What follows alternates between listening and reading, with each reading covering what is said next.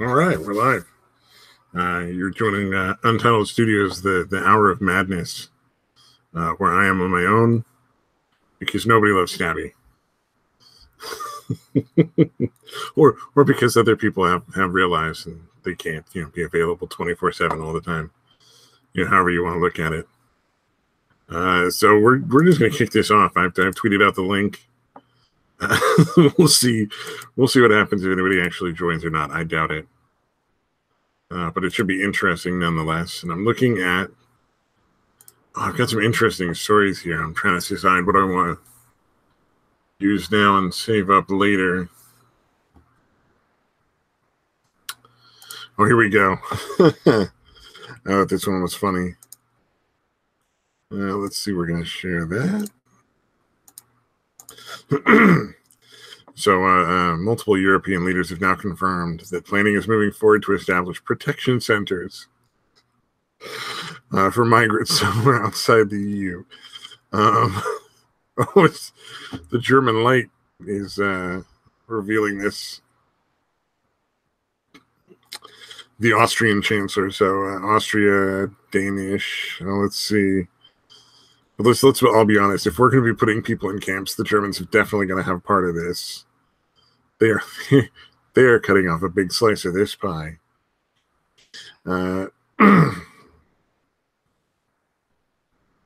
are efforts underway to create sanctuaries outside Europe where we can accommodate refugees and offer protection, but not a better life in Central Europe.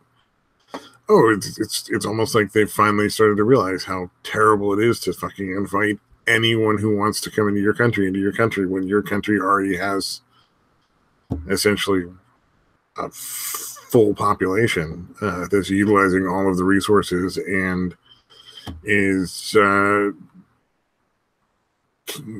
filling all of the jobs, and suddenly lowering your own citizens' standard of living while giving away everything they've worked to save via their investment in the government through taxes to people that have done absolutely nothing to deserve it or earn it. Somehow that could be a bad thing as you slowly bankrupt your fucking countries.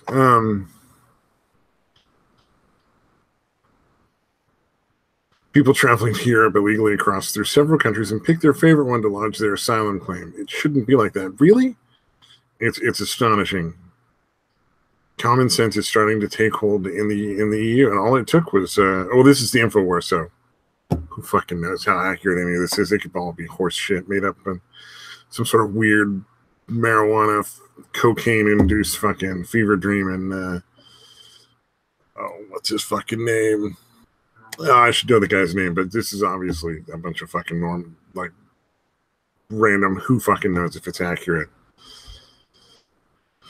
Oh man, but wouldn't it be interesting to see what happens, because let's be honest, special camps for special people, really not Europe's best fucking skill. Not something I would generally look at and say, you know what, if I had to put a bunch of people in a camp, the people I want running it are Europeans.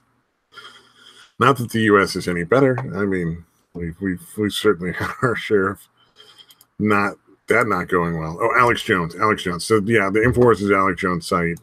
Take that with a big fucking grain of salt, because who fucking knows how true any of that shit is. Oh, there's nobody in the audience. Somebody's watching me, so that takes the pressure off of me for sure.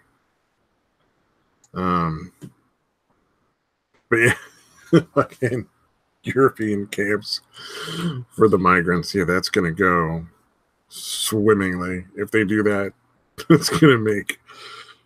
I can't wait to see, I want to see how the lefties who have so fucking stridently borders are wrong, borders are racist, how are they gonna spin that shit?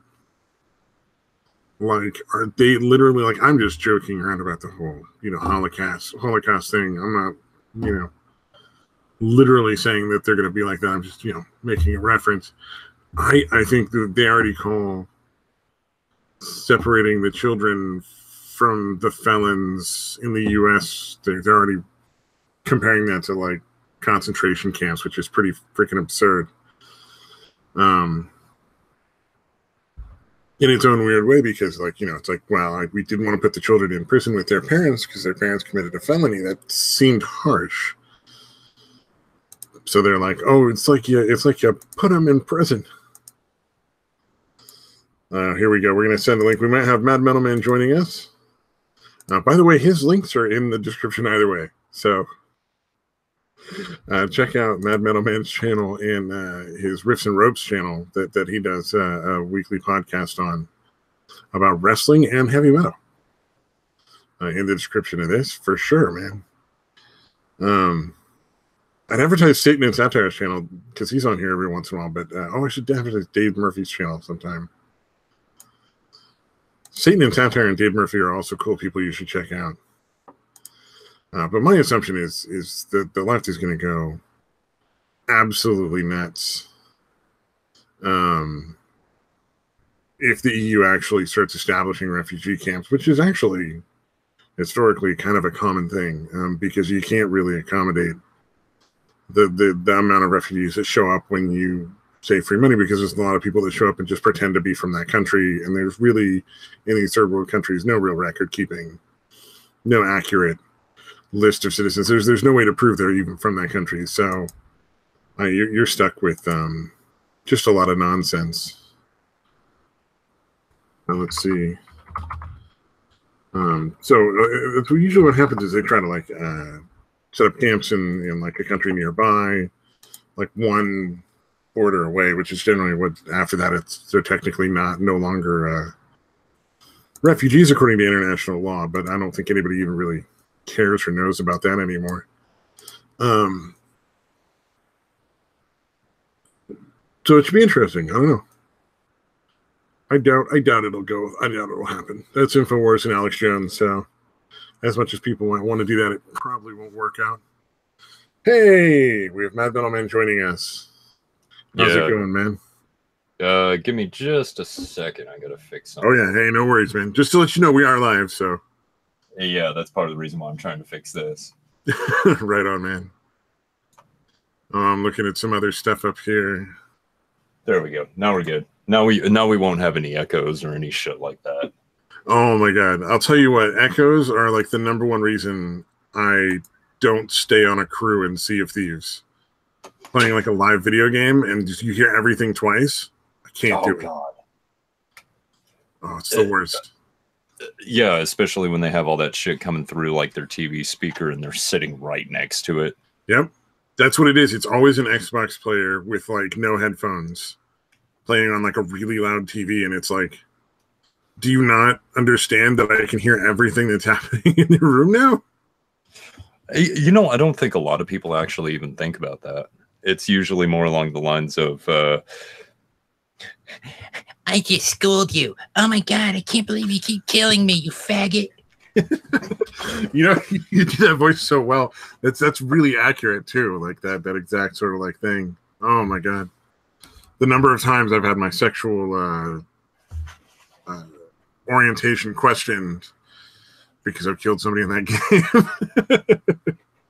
Oh my god, you just killed me. You must be gay. It's absolutely like that. And it's so true. You know, killing people in video games just really makes me want to like have sex with men. It's weird. Yeah, man, I know how that goes. God, I try so hard to stay away from the dick, and then I just get in front of a video game, I shoot something in the head, and it's just like, I need a dick in my mouth. Oh, it's gonna get worse. There's a new Fallout game coming out. It's gonna be an online game, and one of the things you're gonna be able to do in it is launch ICBM missiles. So people are already freaking out that they're teaching the kids how to nuke people.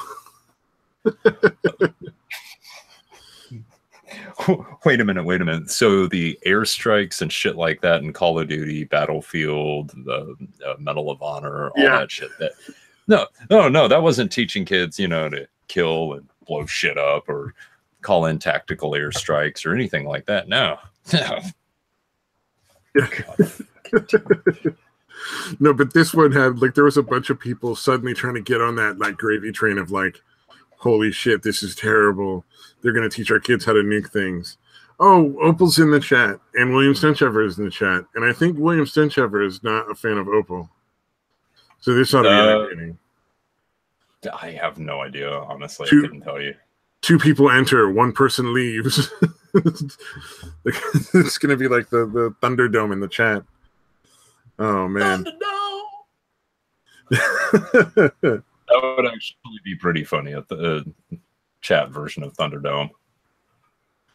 That would be entertaining, because like it would be like a weird sort of like, oh wait, no, because you can see on some of the streams now when you watch them afterwards, you can see like a chat replay. Yeah. That's a thing. I don't know if that's like a constant thing or no one's a fan on Opal. Aw. Oh, I am a fan of Opal. Opal is an excellent troll. No, she's very entertaining just in general, but she is just very good at trolling people. I am a big fan of that. Man. Although, yeah, there are times that even I'm sitting there going, for fuck's sake, I know you're you have to be bullshitting me. And there have been a couple of times that she's actually surprised me, and it hasn't been a joke, and it's been something legitimate. And I'm just sitting there going, God damn it, fucking millennials. Yeah, there are surprising things that the younger. Sorry, Opal, I love you and all, but yeah. Fucking. I was in one group of people playing an online game. And like one of the people was like obviously sounded like a kid, like maybe 9 or 10. And so the other people who were like 14 or 15, 16 years old were like, all right, let's teach him sexual terms. And started like fucking like asking if he knew what like a rim job was and shit. It was like, what? Is this what happens now? Like, I don't know. Okay. Oh, dear me. I bet that's so good. Oh, did you see the little video of her flipping it? No, did she light it on fire? No. She had it like a cast iron skillet, and it's all nice and red on the top, and then you hear her go flip, and she flips it over, and it's nice and seared on the other side. Like, it looks fucking good. Oh, it looks good. Okay, so that's a different from most of the stuff that Opal posts. So the steaks she's cooked seem to look all right. That seems to be like within her wheelhouse, is cooking like a steak. Yeah, she seems to be doing a little bit better with like meats rather than like actual baked goods. Although I can't really say much about the what was she calling them? Blood clot cookies? The blood clot cookies. That one blew my mind because she mentioned them and then just never explained what they were. But they were actually like just red velvet cookies. Yeah. And I know she had told me that before. But it was just sitting there going, wait, what the fuck are the blood clot cookies? God damn it, I can't remember. Are they? Shit. Now I'm trolled. Oh man, I want to see. I think Opal needs to have more kids. Because Stenchever is saying she should get her tube side, but I'm thinking she should have like 5 or 6 more kids. 5 or 6? Dear God, man. Why? I don't know. I just think it'd be fun. I don't know. I really I have no good reasoning for that. It just sounds like fucking chaos. Although she has a point. People keep giving her meat. Like that's one of the things I've noticed on Twitter is like she just attracts free meat. I mean, that's something that's a special power I wish I had. Yeah, that's what I was saying. I want out of season deer meat. Like, I gotta wait until fucking December or some shit to go hunting. Oh man, I don't think you're allowed to go hunting in California. Like, I think if you go hunting, the deer have to have guns too or something. I'm not sure. Or do we just offer them sanctuary?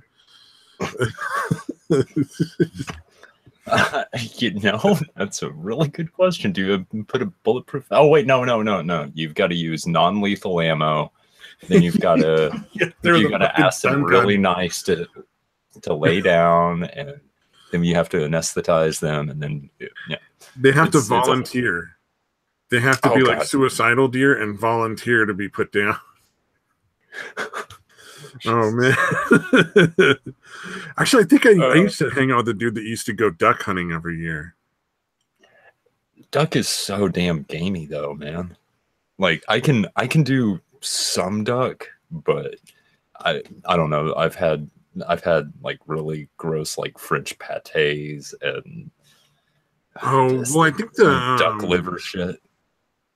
Aren't the pâtés in the liver from like overfeeding the animal though? So it's mostly just like a lot more fat than a duck liver or a goose liver or whatever it is should be. Yes, but I couldn't be positive on that because I really do try to go out of my way to avoid fowl. Like I don't mind chicken, I don't mind turkey. Emu's not bad, ostrich is okay. But for some reason, like duck, quail, things like that, it just I don't think I've ever cooked duck or quail or emu or ostrich actually. Ostrich meat is really good actually. You can never find it in abundance, but there are a few spots here and there that we get ostrich meat. We can make you an ostrich burger. Yeah, there was an ostrich burger place, like about an hour from my house. We used to drive past that, going to like the Renaissance Fair every year.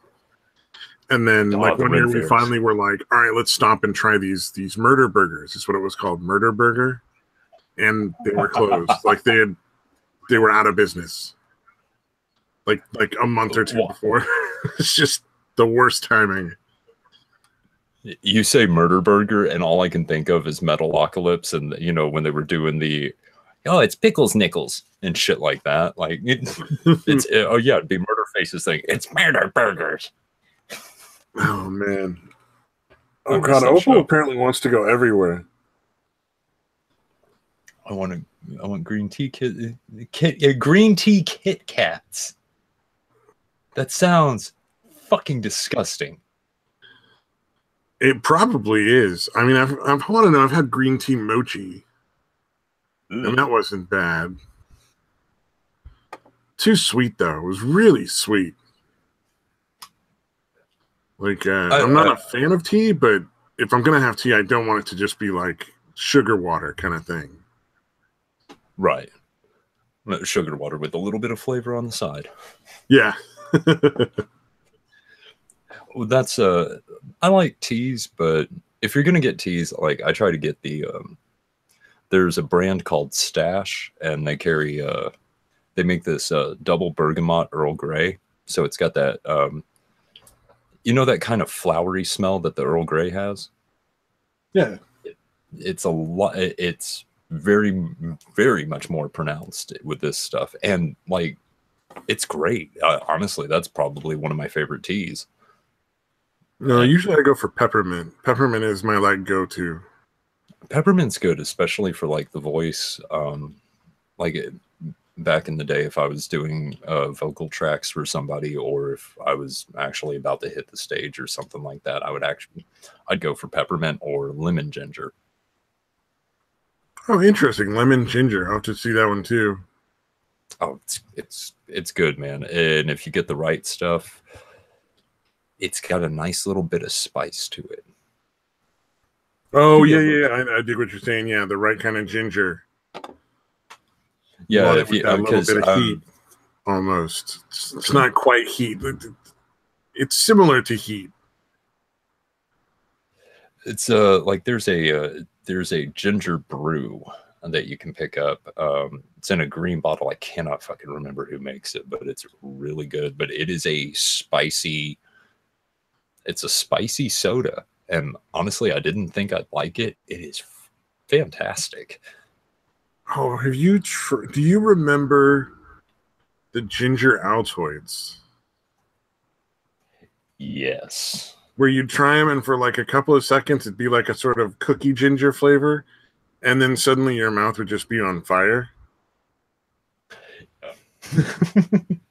It's very similar to that. Oh, so it's similar. That's what I was wondering. Yeah, I was wondering if it had that sort of like, oh my god, so much ginger. It's not so overpowering. It tastes think of like your typical ginger ales. It's got that kind of flavor to it, but it's okay. A lot more of a kick because it's brewed more like a root beer.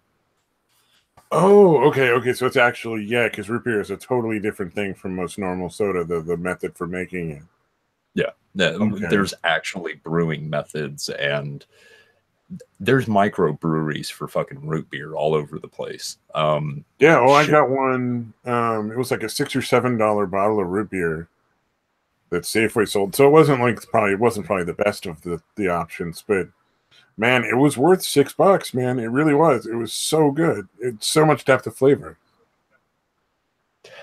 And that's what I think a lot of people miss on some of that is like, yeah, you got your A&Ws, you got your Barks, that's fine. You know, in some of the lesser areas, I guess you have the Mug. But yeah, sorry, Mug, not a huge fan of you. But my computer sounds like it's about to lift off and take away. Let's see. I'm trying to remember. There's shit. What was? Keep in mind, I've been awake since like 5:30 this morning. I'm about dead. Oh yeah, no doubt. I'm not terribly. The heat in California, which probably is nothing compared to Texas, was not helping me sleep the last few days. So I'm kind of out of it a little myself. The adjusting for summer for me is exceptionally difficult. It takes me about 2 or 3 months to actually do it, and so once my body's acclimated to it, then we go into winter. Oh, okay, yeah, that sounds awesome. See, I want to move further north. Like, I'm not sure what state I want to get out of California to, but I know like Washington has pretty good. Cost of living is pretty low in Washington, but I want to move further north because I can handle cold like nobody's business. Oh, dude, the cold is so much better. Cold I can handle. And I don't know. There's something easier about the cold, like, and I still go back to. I've been saying it for years. It's a stupid joke, but if you're cold, you can put on as many blankets, as many layers of clothes. It doesn't matter. However much you need to stay warm. Fuck, you can light a fire. Yeah. But when you're hot, you can only take off so much before you're either down to skin or the cops are getting called. Yeah. Oh man, have you ever seen? This is an old music video now, but there was a music video called "Rock DJ" by Robbie Williams. Oh, and fuck, I haven't heard that name in like the better part of a decade, man. Oh, huge Robbie Williams fan. I know it's probably awful, but that is one of my absolute favorite artists right there. But in the video, he's like a stripper, like a roller rink stripper. Oh, that one, yeah. I remember that one. He starts with the clothes, and then he just takes off his skin, and then he starts throwing the muscles around until he's like a fucking skeleton dancing. Yeah, I had somebody force me to watch that because of that. And it's like, that's a really, actually, like, artistically, as far as how it's shot and everything, I really, really like that video. The music, just not my thing, but, you know, the video itself was excellent, honestly. Yeah, Robbie Williams is a really good cinematic eye. His music videos in general are really well done. But yeah, like not everybody's a fan of his music. I get that. It's kind of pop music, so what are you gonna do? Not everyone likes metal. Yeah. You know, the lessers. I don't dislike metal. I just like, I don't know, man. It's almost similar to like country music in that it's really hard to find actual artists that are making like a real genuine metal product. Leave me sound like a fucking salesman. But like real genuine metal music versus like, you know, like the same with country. It's all fucking pop. It's the only stuff you can really hear in most of the like easy to find places. Yeah. Oh no, and dude, I'm a huge metalhead, and I will be the first to tell you that if I sat down and played, if I threw 3 bands at you and told you to pick, all right, which one's agoraphobic nosebleed, which one's disgorged, and which one is a decrepit birth, you wouldn't be able to tell me. No, I would definitely not be able to tell you. I'm very bad at music. Well, I'm very good at music, I know, but I don't know any of those bands. So it comes back to the fact that it's all a lot of, you know, the really fast blast beats on the drums. The guitars are, you know, you just go as fast as you can, as fast as possible, and make sure that the vocals are nothing but pig noises. and I'm not joking. If you listen to a band called Abassinate, it's like I can't even do the noise right. It basically it just sounds like they sound just like that, and it's like, okay, you're not even making words, you're making noises. Like, well, isn't that how singing works though? Like, if you really train. Yeah, but that's like, if you were to train, you could do like there's an old it's not really old, maybe I'm just showing my age here, but so back in the day when David Bowie was touring, like I think around 80 81, there was a guy that that he toured with named Klaus Nomi. Okay. And the dude had an incredible range. I mean, like, he could hit like the opera high falsettos, but there were some things he would do from time to time where he would just make noises. But I don't know. In some ways, it's different, because at least with him, it's like, yeah, this shit's really weird. He kind of looks like some sort of plastic clown thing. Because, I mean, the man dressed very strangely, but I don't know. There was a certain beauty to the kind of noises that he could put together along with the music, because he was classically trained, where while I like some of the grindcore bands out there, you start listening to it and it's like, yes, it sounds like you swallowed a fucking blender while it was turned on. Congratulations. Yes, your guitar playing is so fantastic. It sounds like fucking mud. And your drums are just constant. And you never change. Thanks. Yeah. This has been a phenomenal experience, and one that I will never forget. Well, I was talking about when it comes to classically training, like to singing, vocal training for singing. You learn that you don't actually make the full letter sounds for some of the letters. Like, in a lot of cases, you sort of roll through and sort of cheat. Like, you don't quite make the whole sound, because it's something about the way the mouth moves can kind of screw up the flow, I guess. I'm trying to remember. It's been a while. If I think it has, yeah, it's partly because of the mouth can, the way the mouth moves. If you're projecting in a musical tone, it just, if you try to do it like while you're talking instead of just kind of rolling to it, you don't get the note definition, and it sounds really stilted and like very, very unnatural and almost robotic. You can kind of see that with like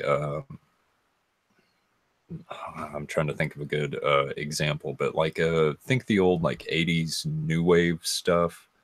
The where every now and again those guys would just put a vocoder over their voice, and so all they do is sound like a fucking robot. Yeah, I get what you're saying. Yeah, it's an exaggeration of the effect, but it's the same effect. Yeah, it's, you get there is a musicality to it, but it's very stilted. It's very, for lack of better term, gated, which is more of a musical term, but where it's like the signal cuts out, and so you don't have the lilting to it. You don't have the trying to remember the proper context. And like I said, I've been awake all fucking day. Yes, thank you. God damn it. you don't get the cadence and the overall flow from note to note. It's so you don't wind up with these. You don't wind up with unforgettable songs. You wind up with very forgettable phrases. Okay, yeah, that makes sense. It's sort of like what is it? There's two sort of patterns to a lot of the modern music because it's essentially written by I think there's 3 or 4 people that are writing most of the hit songs right now. And one of them is it's called the Millennial Whoop. This is what it's generally referred to, and it's sort of like there's a certain pattern towards the beginning of the song that all of them have this same sort of I forget how it goes, but it's like a similar pattern. So your brain recognizes it, even though it's kind of buried in the music, and you're like, oh, I've heard this before, so it's okay, because it's like a pattern recognition thing. And the other one is just repeating similar phrases over and over in the song. So older music, you want to go 60s or 70s, you'd get these really intricate, lyrically intricate songs that aren't really 3 lines the hook, 3 lines the hook, 3 lines the hook, the hook, the hook, 3 lines the hook. We're just repeating that hook over and over at you. You might hear the hook once or twice in a song. Yeah, where nowadays you'll hear, God, you have fucking hack jobs like Bieber out there, baby, baby, baby, baby, baby, baby, baby, or yeah, ooh, don't forget the ooh. Oh yeah, oh man, I fucking hate Trap House because of the. Honestly, I can seriously only hear the word nigga so many times all in a row within the first minute of a song before I'm just numb to the word. Yeah, it loses all of its power. Well, and there is some shit that I've heard that it is literally just that for the first fucking minute. And then it goes into the slowest, dumbest shopping list you've ever fucking heard. And then right back into just repeating it over and over and over again. It's like, oh, okay. And yet you're gonna bitch when somebody says it when they go up to sing with people. And it's like, point to songs like that. That's the fucking problem. You don't want people saying it? Tell them to stop. That guy over there that's just hitting repeat on that one sample over and over and over. For the oh, yeah, for sure. Oh, man. I don't know, man. I think people need to give up on that shit. Stop making any word that powerful. Oh, well, not only... Oh, I thought you were meaning the Trap House. I was going to... both. But yeah, I agree. Probably both, really. If you get rid of the overall, I agree, wholeheartedly. Yeah, I was gonna say if you get rid of the power of the word, then it's not as entertaining for the Trap House people. So it's a kill 2 birds with 1 stone. Yeah, kind of deal. Oh, and, oh god, man, the word and the power people give to it is fuck, man. That's a discussion in and of itself. Just and probably a good 5-hour long one. Well, what is it like? I don't know, man. I've I've been in situations a lot of times because I tend to shave my head every so often because I'm just cheap, and so it's easier to just shave my head, let my hair grow for a little bit, and then just shave it again. So every so often I'll get somebody who thinks I'm a skinhead because I'm white and I'm bald. Oh man, yeah. Try being nigger jokes, and I'm like, oh, that's lovely. Oh yeah, I've heard some of the worst stuff. I've gotten out of some of the worst situations. It's weird. It's also come really close to putting me in bad situations. Oh yeah, well, it's always awkward for me because like we have black people in my family, so it's like I'm not like oversensitive. I'm not gonna like I'm gonna beat this dude up, man. I'm just like, come on, dude. Like I got family that's black. I'm not really interested in hearing your jokes. I'm not part of your little club. Move along, like, and they don't take that well. I'm all for offensive jokes, and I'm all for racial jokes. Like, and please, dear God, if anyone's hearing this and knows more than just like 2 or 3 white jokes, please send them my way. I've heard some that are really fucking funny. Oh, if it's funny, that's one thing. There's a difference in the motivation, though. Oh yeah, no. Like there's racial jokes, and then there's racist jokes. You know what I mean? In my mind, that's how I differentiate them. Like the racial jokes, it's like you're just making jokes, and race has stuff to do with it. But racist, you're just being mean under the guise of pretending to tell a joke. Yeah, I guess tone of voice and like just how you come across. Context matters. Or wait, no shit. Yeah. Context doesn't matter. We have to still be able to arrest people. Sorry. Yeah. Oh, what was it? Semi-music related. I saw this on Twitter.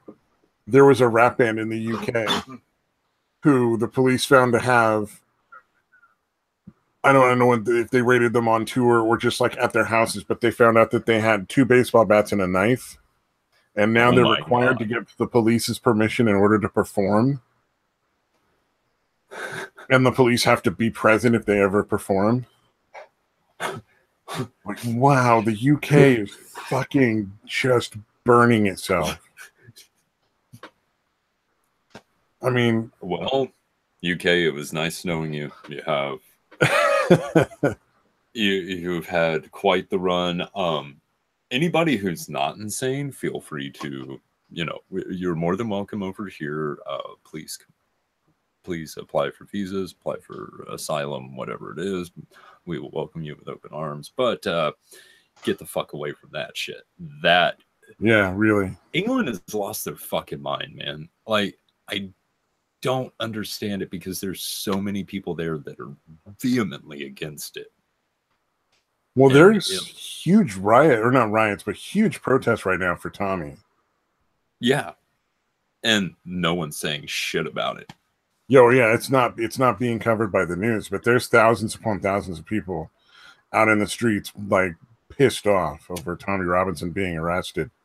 And then he got moved again, like they moved him from the prison he was in into a higher security Muslim heavy prison, where it's like there's a much higher percentage of Muslims, because apparently they just want to get him killed. And I think they don't have any idea how dangerous that would be.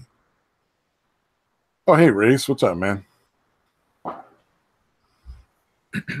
so a little pop sound on the background. Hopefully it's somebody getting shot or something, I guess. That'd be wonderful. Well, there's that hope. Yeah, I mean, if Tommy Robinson gets killed in prison, honestly, that would make him a huge martyr. Well, and that's just it's like the people that are against him, do they not fucking realize that, you martyr him, he becomes, 20 times more powerful? Yeah, it's like the Barbra Streisand effect. The more they try to silence him, the more people are going to hear him. So in that respect, I'm not complaining because I think he has a lot of really fair things to say. And it's like, I'm sure there's things I disagree with him on. I haven't really heard a whole lot. I haven't really paid attention to Tommy Robinson, but I do find it to be bullshit. I've heard him talk a lot. He's very even-handed. He's very level-headed, very even-handed. He's not like alt-right racist or anything like that. He's very much just like a nationalist. You see that, and that's what I've heard a lot of people say is he's a nationalist. He wants Britain to be Britain. Yeah. Oh, okay, cool. I can't disagree. I want every country to hold some sort of sovereignty. even if we were in some form or fashion to be able to come together under like some sort of like AU kind of banner, like I know I like a world union. Like that's fine. As far as I'm concerned, that's fine for trade. A world union only works until like once we leave the planet, then maybe, and that's if we can get our shit together. It would have to take a lot of time, though. I think the problem is right now there's too much of a disparity between the wealthy countries and the poorer countries. Well, yeah, and it's the same issue that's pushing, that's causing issues within society as well. It's very much related and very much the biggest problem, but nobody wants to address all of that. Well, a big part of what's making these separations is this weird attempt to control human behavior and make everything fair. It's a nice idea, but it's not going to work. Yeah, and so there's a balance that has to be struck, because you can't also just let everybody do whatever, because then you end up with like warlords essentially. So like there has to be some sort of balance, and it's right now it's too many people on the opposite sides that are not necessarily the best sides to be on, arguing when they really should be trying to look for like a middle ground, but like nobody wants to look at that. Coming together on a middle ground is we will. I would like to think that the human race as a whole, if guided properly, if it could come together properly, we could get past a lot of this shit. But the idea of making anything fair and trying to push that, it's like, no, we can improve the betterment of all life, yes. If we were to actually, I don't know, give up, like slave trade, sex trades, and focused more on, actual trades and, coming together and, getting rid of piracy and all that shit. I'm thinking generally over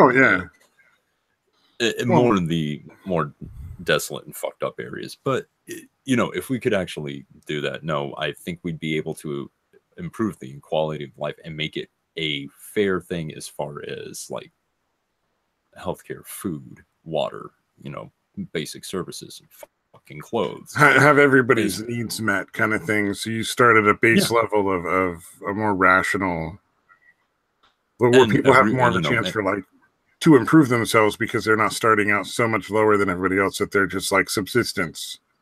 Exactly. And that's fine. I'm fine with giving you an even playing field as far as your needs. I'm fine as giving you an even playing field as far as your education and your choices of education, as far as what you do in your later years, as far as universities and all that shit. But the idea of making things fair talks. The worst part of that is the idea that it's going to have to take a section of the individuality. Unfortunately, because we're all individuals, or at least we like to think we are, you can't do that unless you strip all personality. There's always going to be some conflict with somebody somewhere along the lines, as far as that goes. And so some people are born dumb, some people are born smart, some people are born weak, some people are born strong. Well, and it's like, okay, you want to make everything fair? All right. So because that one kid died of SIDS, we need to kill all kids. How's that? Yeah, exactly. That would be fair, but is it rational? No. And therein lies the problem, is in order to make things fair, you have to go outside of rational. And it's like, you can't do that.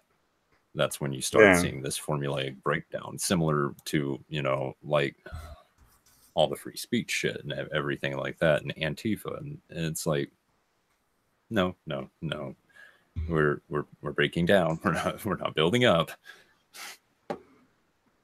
Oh, speaking of that, this is a great little thing I found that's happening now. BIRT, bias incident response teams. These are cropping up at colleges all over the country. Oh, this shit. Yeah. Look at this. Starts off, San Diego Continuing Education is a multicultural institution dedicated to providing educational access and lifelong learning opportunities. And then they just go on to the more stuff. So a bias incident is an act that is motivated by prejudice or hate based on a victim's actual or perceived age, color, class, color, just blah, blah, blah, blah. It goes on and on. And then they have hate crimes. And essentially they basically respond by, I don't know, just like... Whoa. Scroll back up just for a second. Oh, my bad. No, you're fine. Using a racial slur or name calling are example of bias incidents. Stabby, you are a fuckhead. Well, that's a fair point. Yeah. Are you biased? Do you hate white people? I guess. It doesn't matter. I've just called you a name, and according to this, that's a hate crime. Oh, man. Like the way they're phrasing this, that what I just said to you is a hate crime. Yeah, that's a little weird. That's a fair point. Like, I call myself an asshole. Does that mean I'm guilty of a hate crime whenever I do that? No, that's sexual harassment. Oh, because it's a hate crime. That was a hate crime. All right, man. Yeah, it's pretty ridiculous. Essentially, like, I guess they show up to, like, I don't know, give the fucking victim a hug, and like not a hug, but you know, a mental hug, because they can't physically touch them without consent, and tell you you're a terrible person and try to make you do counseling and fucking whatever brainwashing nonsense they want you to do. And then if they can possibly construe or paint the incident as an actual crime, call the police and have the police deal with it. Oh, what the fuck? Yeah, it looks just obnoxious. Hey, you know what? I got a great idea. This will work. This will work. Let's just start wrapping every single fucking college student in bubble wrap and putting them in diapers. Putting them in diapers? I like that idea. Oh my god! Give them a little fucking like what do you call it? Equality sucker to stick in their mouth, like the little what is that thing that you give kids? Pacifier. Oh shit! Wait, no, rainbow pacifier to go with their diaper.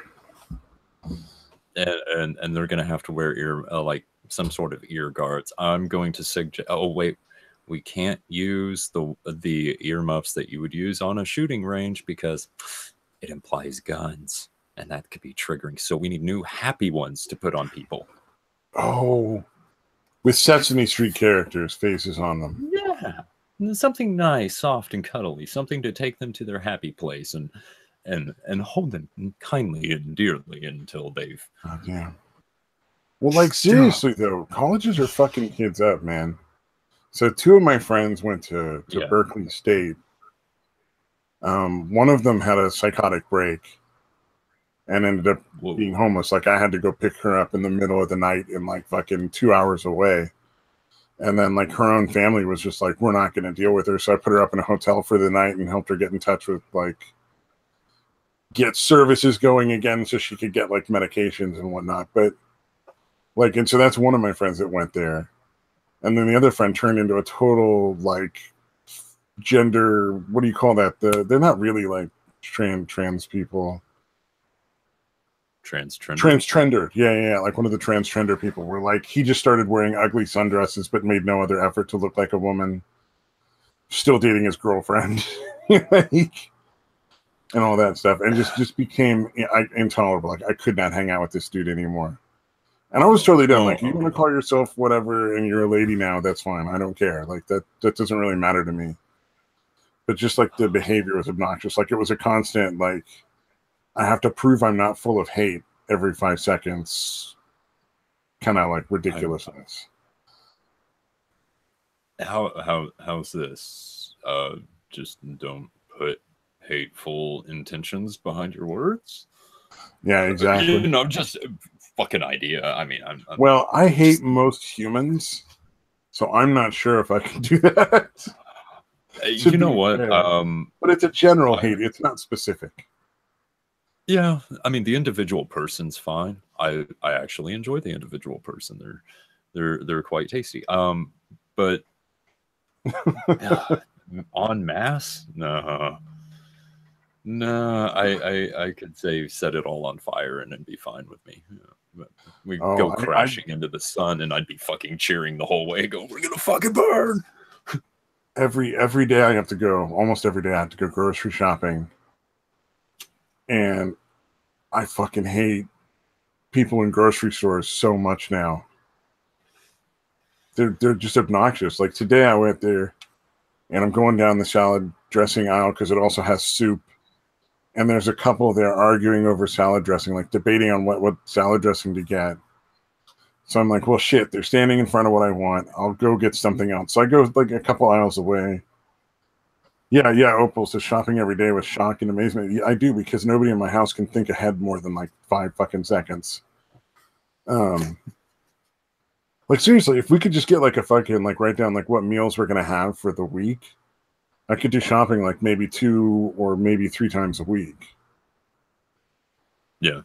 Yeah. When I shop for myself, I shop 2 to 3 times a month is all I need. But the thing would be you need fresh produce. That'd be the only thing I'd have to get more often. I get groceries like once every other week.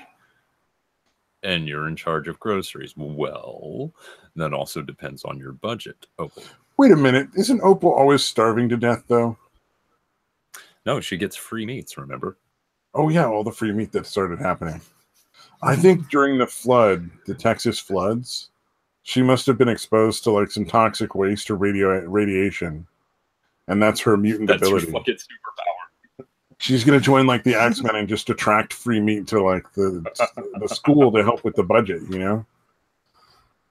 I'm all of a sudden picturing like the Toxic Avengers and Opal standing there. It's just meat is flying at her, like she's just a magnet for it. Quite literally, it just comes flying towards her. Oh god, that would be great. That would be so epic. Roast beef. Oh wait. I had a story here that's semi-related here, but I had to share this. I thought in honor of you. Oh, let me share this here. I forgot to actually share the screen. The meat magnet, yes. The meat magnet. So this is bitelabs.org. Eat celebrity meat. BiteLab grows meat from celebrity tissue samples and uses it to make artisanal salami. So which celebrities? It doesn't specify. I'm not sure this is even real, or if this is just like a fucking like. Wait, a quick biopsy. Support us on Thunderclap. I think this might just be like bullshit, but I kind of want it to be true. But supposedly they're going to culture and grow the meat with stem cells in bioreactors. Which sounds like it's straight out of a fucking bad 50s movie, like sci-fi movie. I'm waiting for the Running Man to start or fucking Total Recall. So then it goes through. So this is what makes me think it might not be real. They want us to tweet the celebrities.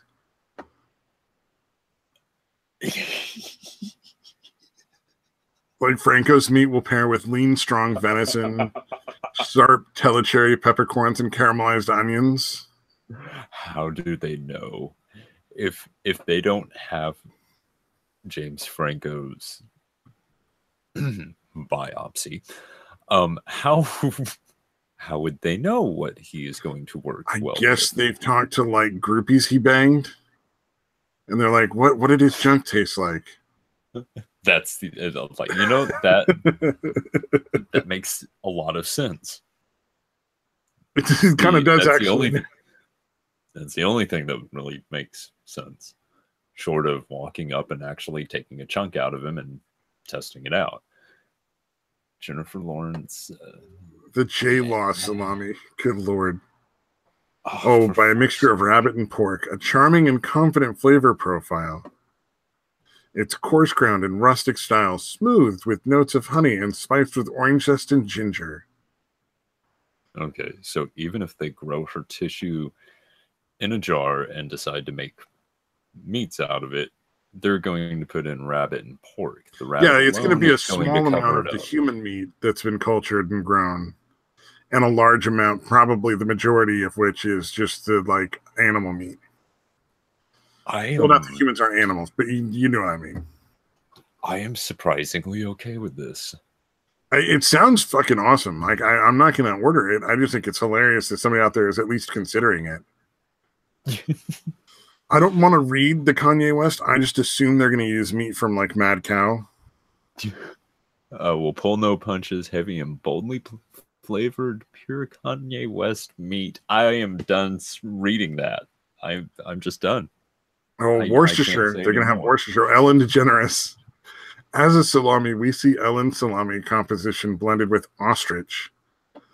She does have a rather long neck. That is a fair point. So wait, are they trying to pair the celebrities with the kind of animal they think they look like? I don't know.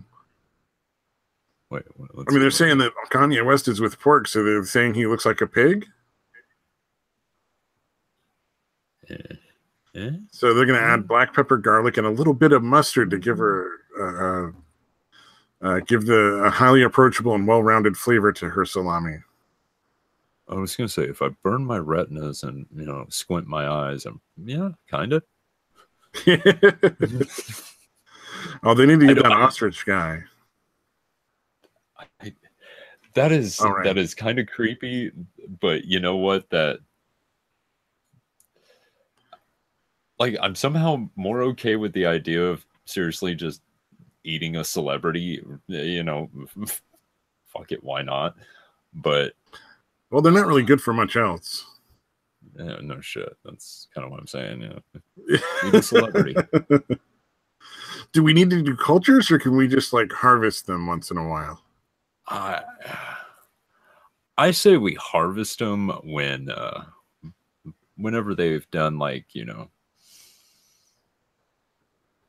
Okay, you produce something like Dragon Ball Evolution, you eat the entire cast.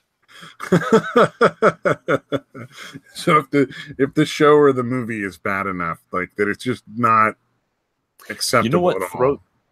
Throw the writers and the director in there as well. Yeah. Oh, fair enough. Yeah. One would say they should be in there first. They bear the most responsibility. This is true for the most part, but once again, I shall reference the Dragon Ball Evolution, and the kid that played Goku could not have been more fucking slack-jawed. And non-Goku. So. Oh, man. Yeah, it's always a shame when like stuff gets rebooted or restarted, and it's just like done terribly with like bad characters. Oh, and that's like the Star Wars, the newest Star Wars movies are just like they went from like bad to just, oh my god, the second one was awful.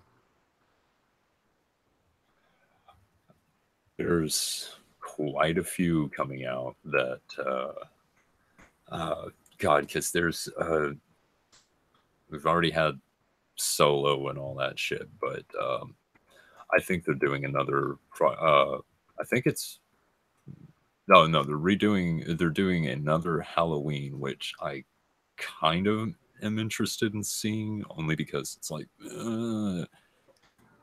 I want to see what they do with it. But they're saying, like, according to the trailer, like they're saying that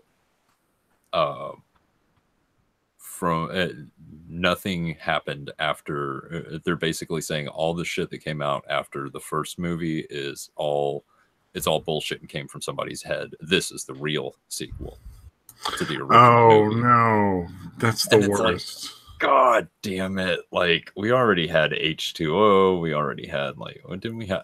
Oh, yeah, we had Resurrection, because every fucking thing had to have Resurrection in the title. Everything is resurrected. Yeah, especially with horror movies. There was a big thing for a while. Yeah, Alien Resurrection. Ah, no. 3 was bad enough. I don't know, man. It's almost like any movie that goes beyond a third movie is just it never gets better after the third. Like some very, very few make decent movies like up till the third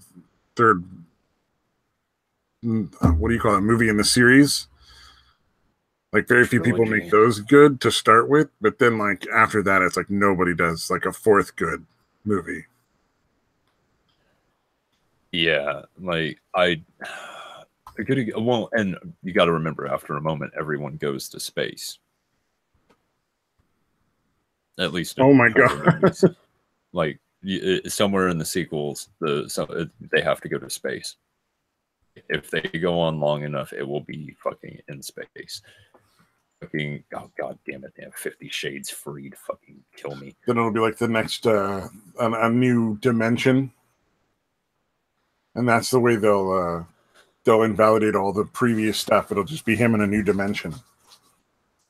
Yeah, I'm kind of tired of that shit. Michael Myers in Dimension X. It's back to the 70s. Are we gonna? Nobody knows who he is or what's going on. Well, you say Dimension X, but the immediate thought I had is, okay, so we're going to the Ninja Turtle universe and into Krang's original world. All right. I could be surprisingly okay with this. Oh, I'm sorry. Engelhardt is in the chat. He's at an airport, I think. I'm giving him advice. At an airport and not hanging out with us. I know. Well, he was on a plane when... like around 9 o'clock, I think. Still, when he claimed he was gonna take the plane to his house, and I'm like, I don't think that's a good plan. I think you should stop at the airport and get to your house in a different way. I'm just telling him, you're at the airport, you can't say bomb. Yeah. You know, if you're gonna say bomb, you got to yell Aloha snack bar first. Hell of a snack bar. Bomb. Oh man! Oh, he's in San Francisco. Oh, dude, you should go down to the Stud Bar and have a couple drinks. That ought to be entertaining. Send us pictures. Yeah. Well, so there's a blues dancing thing that's like maybe a block away from a place called the Stud Bar. It's interesting because there's a street that runs right next to the alley that the blues dancing place is at. If you go one way, a block away is the Stud Bar, and if you go a block the other way, it's a cop bar. And the Stud Bar is like a leather gay bar. And so... Yeah, I was going to say like leather studs, as in like leather... Yeah, it's exactly. It's a gay leather bar. And nice. On several occasions, I have seen men walking in all sorts of states of dress and undress going down to that bar. But the funniest one was these two dudes, both in assless chaps, like leather assless chaps. Because of course. Me and this girl I was chatting with in the back alley, which sounds delightful, wanted to get pictures of them in front of like this big graffiti mural that's on the fucking wall. Because they were like tourists and stuff. It was pretty fucking awesome. Oh. They're on Engelhardt. Oh no, he's out. He's boarding now. Should we call the airport and like report him as a threat? Tempting. Oh no, I don't actually know how to do it, so I don't. I'm too pretty to wind up in jail like T.J. Miller. Oh, did T.J. Miller go to jail? Yeah, I think he made like some sort of weird bomb threat or something. Oh, that's right. I'd forgotten about that. Yeah, he fucking made some sort of stupid like drunken bomb threat or something. Yeah, I don't know if it might have been a prank or it might not have been with T.J. Miller. One can see that it might be difficult to tell which is which. But yeah, that's right. And then he got arrested. Oh, I'd forgotten about that shit. Yeah. In bogus bomb threat, yeah. I wonder if his trial's gone through. I'm curious now. Like, did he like actually go to jail? Let's see.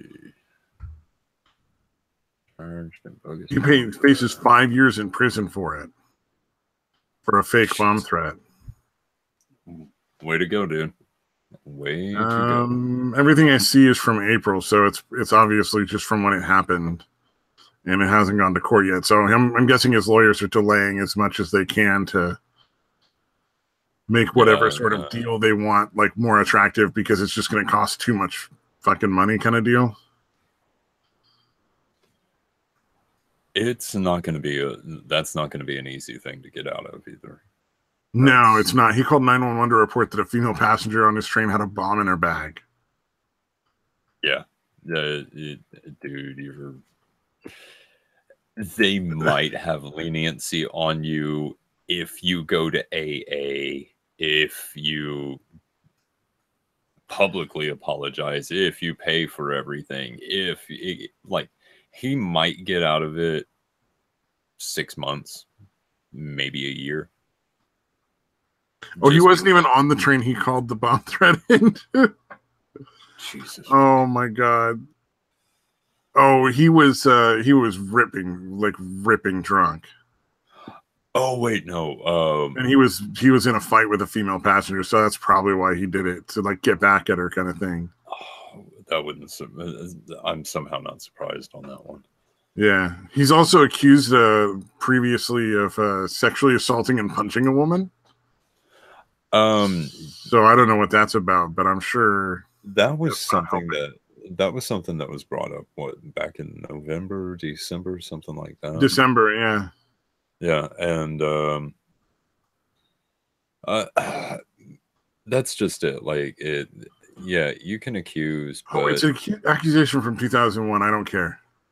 Yeah, you know what I mean. Like, yeah, you waited till he was super famous to fucking come out. Fuck off. Oh, Deadpool's doing good in the box office. He's going to have another one. Oh, Me Too movement. Yeah, okay. Dollar signs. Yeah, that's exactly what I see. Fucking hell, man. Like, I don't understand how people. I mean, even if it's a valid complaint at this point, it's just so long ago that, like, I'm sorry, we're not gonna take it seriously because you waited a decade and a half to fucking say anything. Yeah, which is part of the reason why I think he's been accused, and then people were just like, "Really, you waited this long?" Yeah, fuck off. Yeah, like, because the accusation would have happened in 2017, December of then, so that's 16 years from when the event supposedly occurred.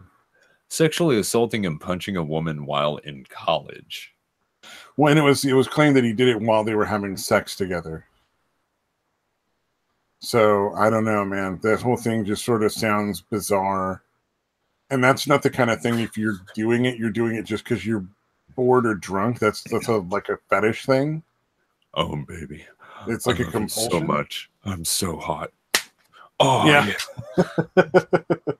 Yeah. So one would assume he'd have done it to other people. So you would have heard a cascading torrent of other people claiming the same thing. So. Yeah, no, that's I'm calling full-on bullshit on that one. Yeah, I'm sorry. Yeah, I listen. Sorry, I'm not believing. Oh, I don't believe anybody at this point without evidence. Now I'm just like, I'm past that. There's been used up. You can only make so many accusations with no evidence before I'm just like, yeah, look, I listened to you. Show me something, or all I can say is I'm sorry, but you need to move on with life. Or, I mean, look at Mattress Girl. Like, really was...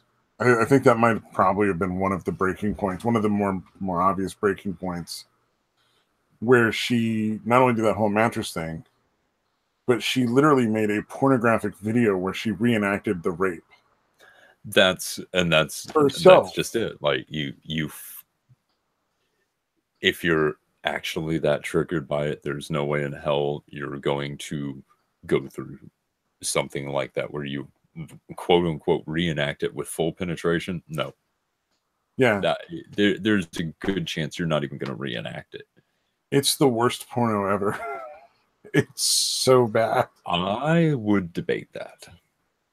Okay, well, there's probably a lot worse out. It's just really awkward, like watching it. I was about to say, have you ever seen Who Reamed Rosie Rabbit? No. Reamed Rosie Rabbit? Oh, that sounds glorious, though. Oh, dude, it is probably one of the most annoying porns to ever sit through. That is incredibly weird. That's an incredibly weird statement now that I sit here and think about it. But okay, it has nothing to do with Roger Rabbit whatsoever.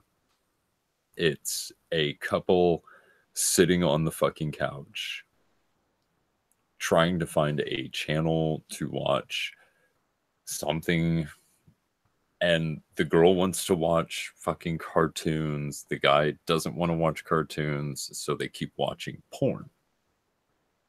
And they keep calling it the educational channel or the intercourse channel or this channel or that channel. And so it's just scenes intermittent with that. But the dude is like, let me see if I can.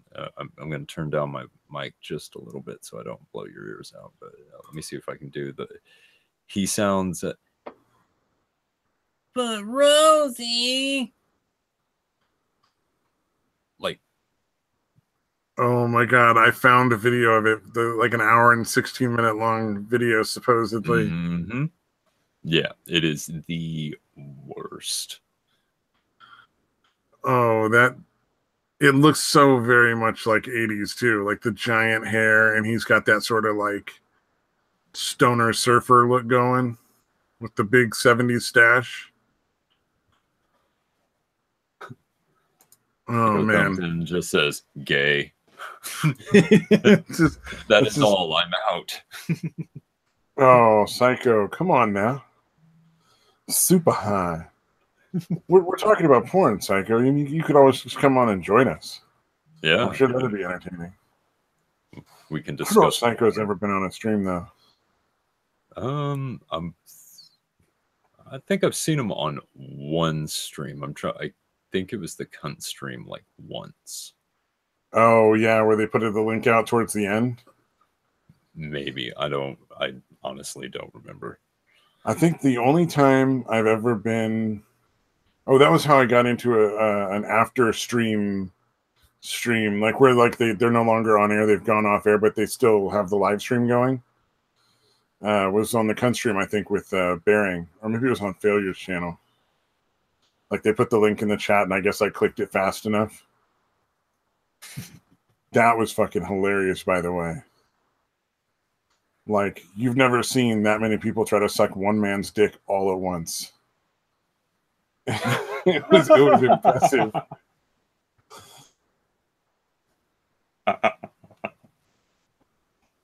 Nice.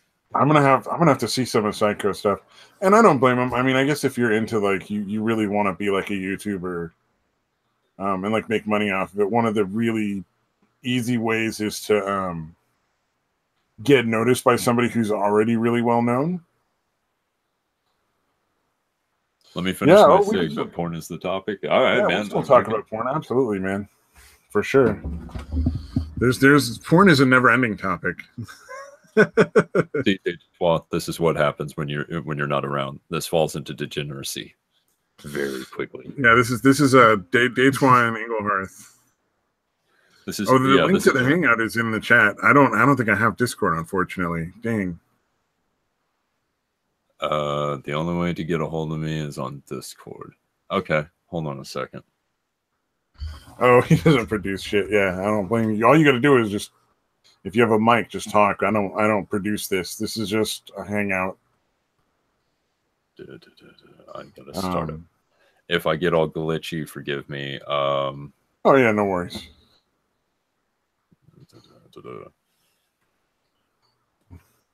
Let's see. Oh, Melly S says no, Stabby. Why no? Am I going to regret this?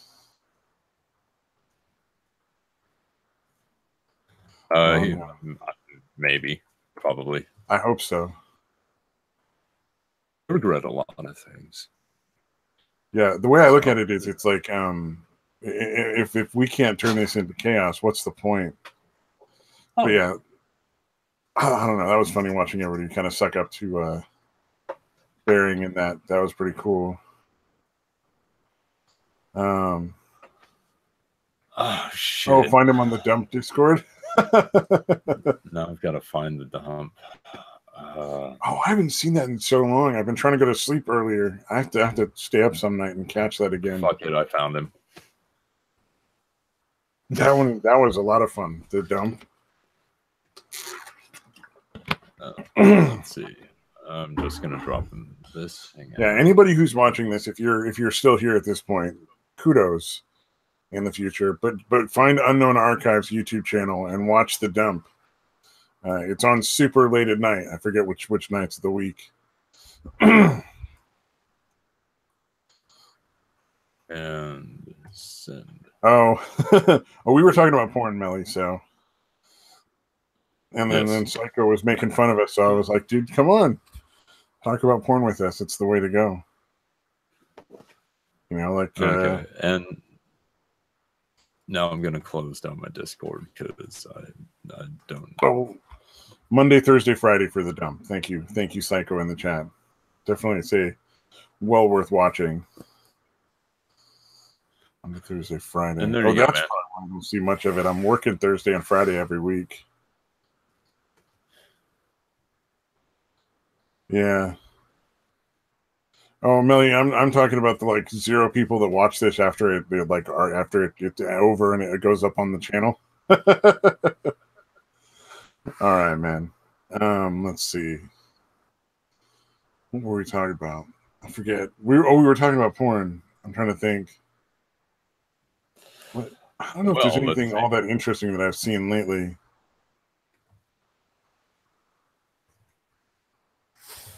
Let's see. I'm sure we can have fun with this. Let's see.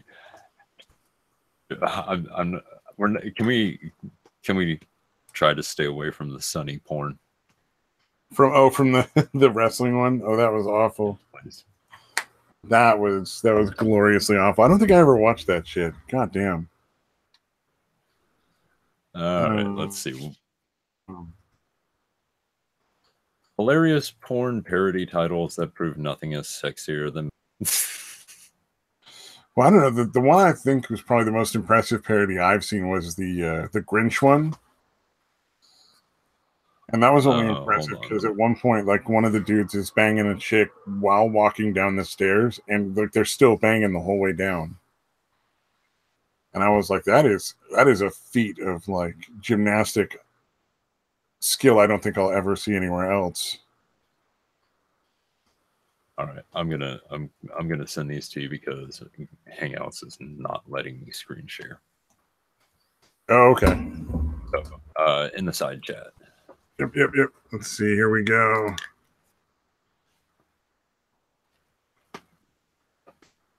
Bring that up onto my Firefox.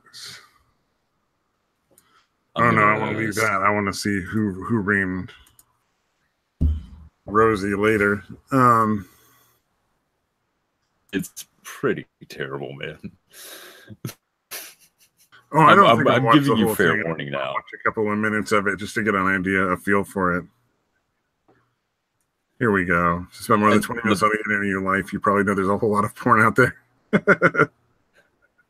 I was going to say, and as far as the Rosie Rabbit thing goes, the last few minutes kind of sum up your whole feeling about the movie.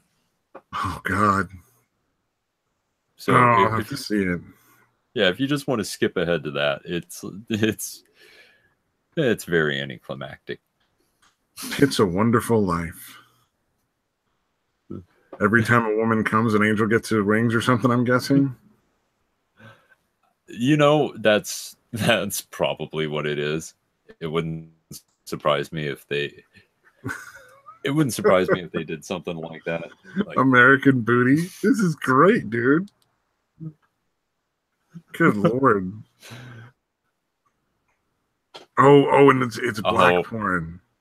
Afrocentric Productions. So it's like a whole nother wait level. Till the of next like...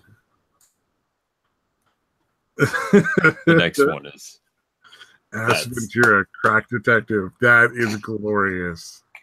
That is priceless. Did someone call for backup? Oh, man. And apparently Ace Ventura is barely in this movie because Caitlin Ashley is thrown right on the right up in the front, and she's the only thing in focus. Well, I mean, important. Like, dudes are basically like filler. Like, they're not really the focus of it almost ever. It's really rare. I demand gender equality in the workplace. Come on, porn industry, snap to it. The Da Vinci Load. And then they're saying starring Thomas Banks, we presume. Oh, she's actually pretty smoking. Like, she actually looks decent so far. Like, they haven't really looked all that great, but maybe it's just that chair. Oh, Evil Head. Oh no. Oh god, that is glorious.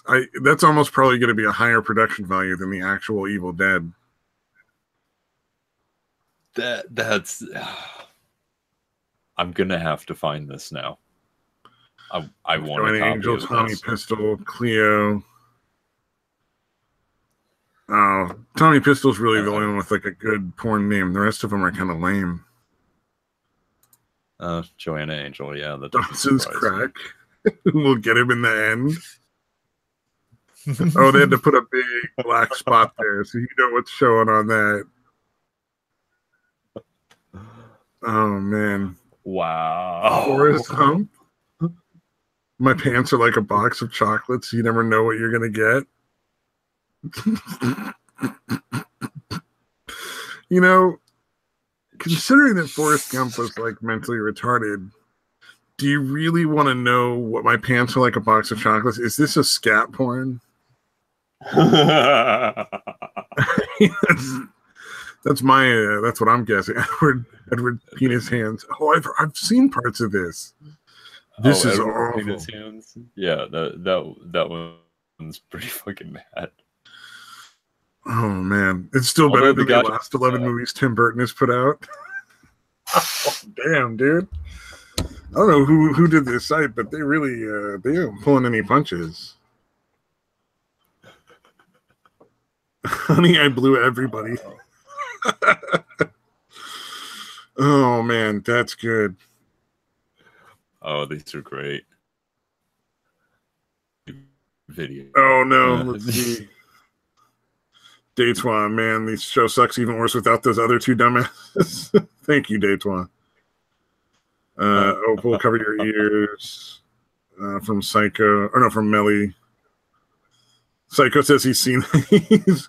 I'm sure he's watched some of these at least, for sure. Though if I remember correctly, Psycho is all about the Asian ladies. Sexy Busters, I Ain't Afraid of No Ho. All right, let's pop through these. Oh, you can skip this ad in 2 seconds and 1 second. I like my ad blocker. I don't even see it. Game of Bones, Winter is Coming. That would, like, is that any different from the actual show? I hear the show is pretty. Oh, they even have a midget. Oh, they got a midget. They even have a midget. Holy shit. That's dedication, man. Goodwill Humping. I've heard and or seen of this. I can't. Not just 4 hours long. It's wicked 4 hours. It's 4 hours long for a porno. Like, any porno don't need to be 4 hours long. Good Lord. Drill Bill Volume 1. The 314th film by Dirk Yates. Good God. You want to talk about hilarious things, like just saying the names of some of these, like especially when you get into like 314. Let's look up the 314 names that the films that he's released. Oh, I think that might be a bad idea. Oh, Horat. The Sexual Learnings of America for Make Benefit Beautiful Nation of Kazakhstan. That oh god, I like sex. It's nice. Rear-endance day. Good God. In the end, we all come together. That's really stretching.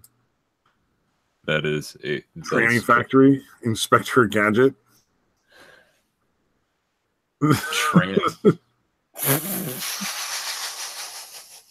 Oh man, that is pretty bad. Legally Boned. That was a good one. Raiders of the Lost Stars. The name of it's good, but the picture on the front is fucking epic. Like, that is glorious. Good God. Look at the faces the two standing up are making, and look at the guy on like sitting down. Just it's like, they look so angry. Like, why are you angry? You're about to get sex. Like, shouldn't you be happy? I don't know. We're gonna fuck this white boy. Missionary Impossible. Oh my God, that looks great. Napoleon Dynamite. No. Yes, no. This time everybody gets laid. No. Fuck no. Oh man, that is. I don't know how they found these. This is great. Let me look at the chat here real quick. Asians are bad. Yeah, absolutely. Oh, it looks like some people might be downloading some of this stuff here. Put pants on her and she can blow me. Oh man, Night of the Giving Head. This actually looks like it would be pretty fucking funny. And we have Nikki Rhodes and Claire Danes in this. Nice. I didn't even know. You know the actress's name. There you go. Oh no, it's a Rodney Moore movie. Fuck. Oh, is that what does that mean? Rodney Morrison. He's kind of a creepy old man. Oh, creepy old man kind of thing. Yeah, not cool. The Penetrator. I would come again. Yeah, I've seen The Penetrator. That one's terrible too. If you can find it, it's pretty funny. I'm gonna definitely like this is getting. I'm gonna have to look some of these up because some of these are probably funny. Porn parodies are fucking hilarious. Let's see, The Porn Identity. Yeah, that's kind of like I don't know. That seems kind of half-assed compared to the rest of them. Full Friction. I don't know who came up with that one, but that's great. Quantum Deep. Damn, dude. I would not expect a Quantum Leap fucking reference. Oh, San Fernando Jones. Yeah. The Temple of Poon. Oh, it's this dude. Yeah, that guy. What is it, the Hedgehog or something? Yeah, Ron Jeremy. He's Ron Jeremy. I've seen him in just like as acting in movies, and he's pretty funny, like on his own.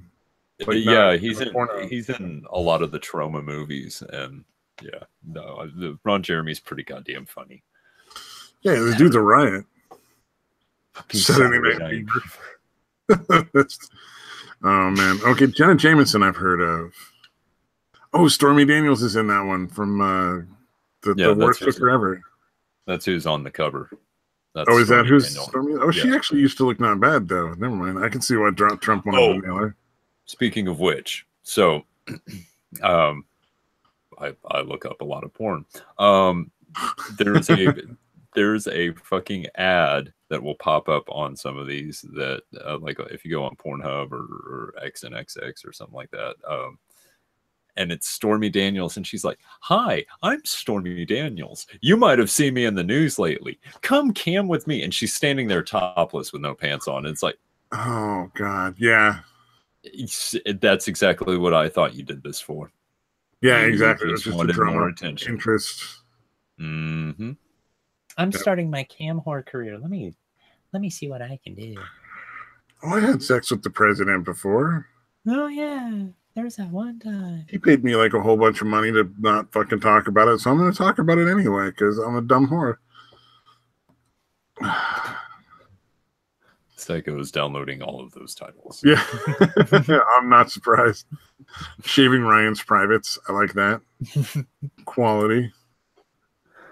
Twin Cheeks.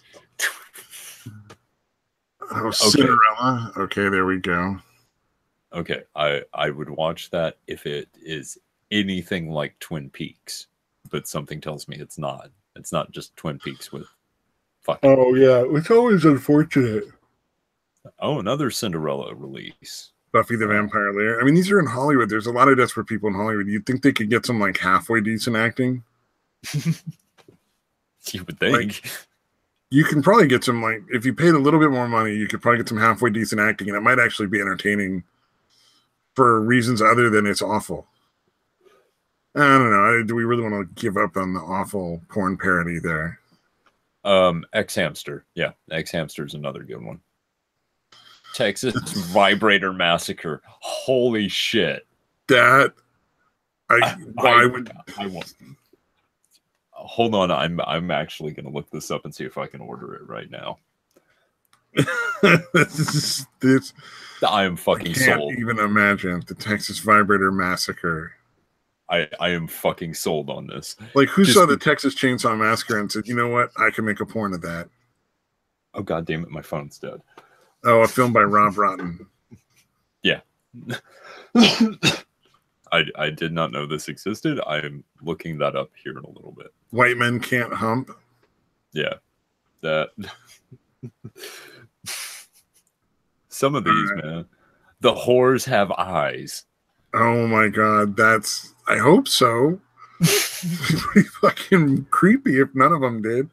No. If you go to a whorehouse and they're all like, all their eyes are fucking cut out, their eyelids are all sewn shut, it'd be like, that's a little awkward.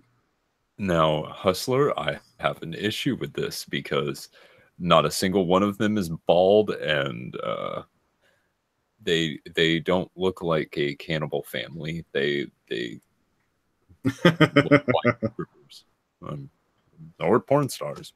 Oh, that would be funny if they were all bald. Harry Potter and the Sorcerer's Balls. Oh, that is great. Harry Potter. Okay. Matthew Rush is Voldemort cock.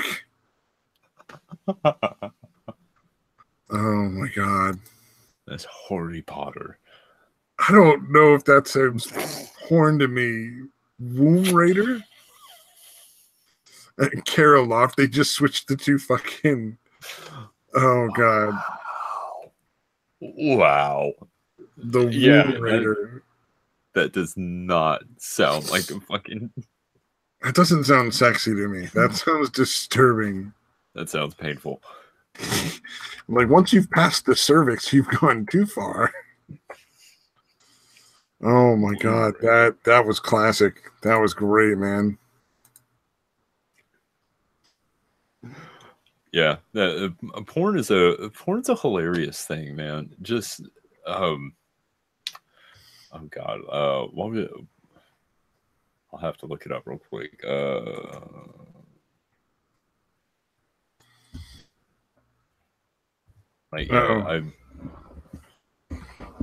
do we do? No, I just it's some stuff going on in the chat. Looks like they're trying to send some links to X Hamster, but they wouldn't know anything about that. No.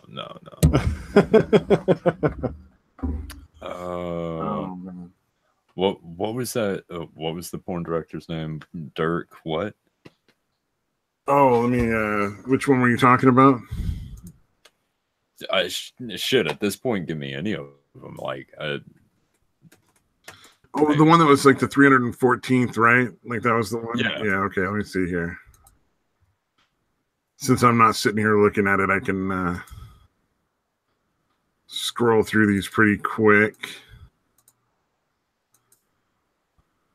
And then there's like an ad for like 3 seconds and continue. Because it was a gay one, right? It was one of the gay porns. Yeah, that's why I'm thinking it was Drill Bill.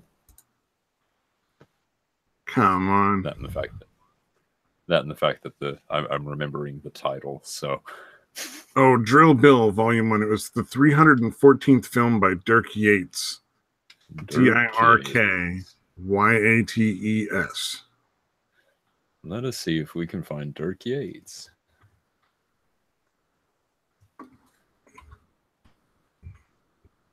There we go. Just in case, put it in the sidebar there. Yes, give me all the name matches. Because I have a lot of 314 fucking films. Good Lord. When it seems like he not only wrote and directed it, but I think he's the star. Yay. That always works out well. Well, it's porn. It's not like you're looking for quality like cinema. You know? Most people are just watching like whoever they like to watch bang. Well, I'm not.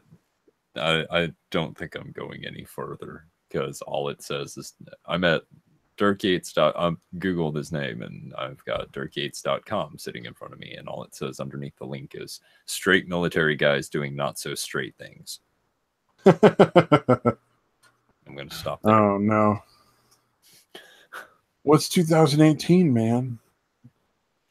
That's become a huge joke on like every video game I play that has like an online community. Like anything is excusable. It's like, why did you, some kid runs through and shouts all sorts of racist stuff. And somebody's like, oh, that's horrible. And you look at him, you're like, it's 2018. Who are you to judge how he identifies? Yeah. Okay. I have found the IMDb for this man. I'm so sorry. These are priceless titles.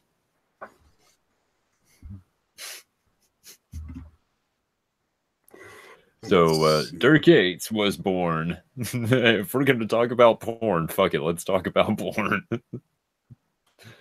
Was born as Rick Ford. He is a producer and a director. That is all his fucking bio on IMDb says. Oh, does it not really give anything there? It gives all, not as far as who he is, but it looks like it gives all the 314 plus. Jesus. Oh yeah, I don't know if I'm going to actually go through every one of these.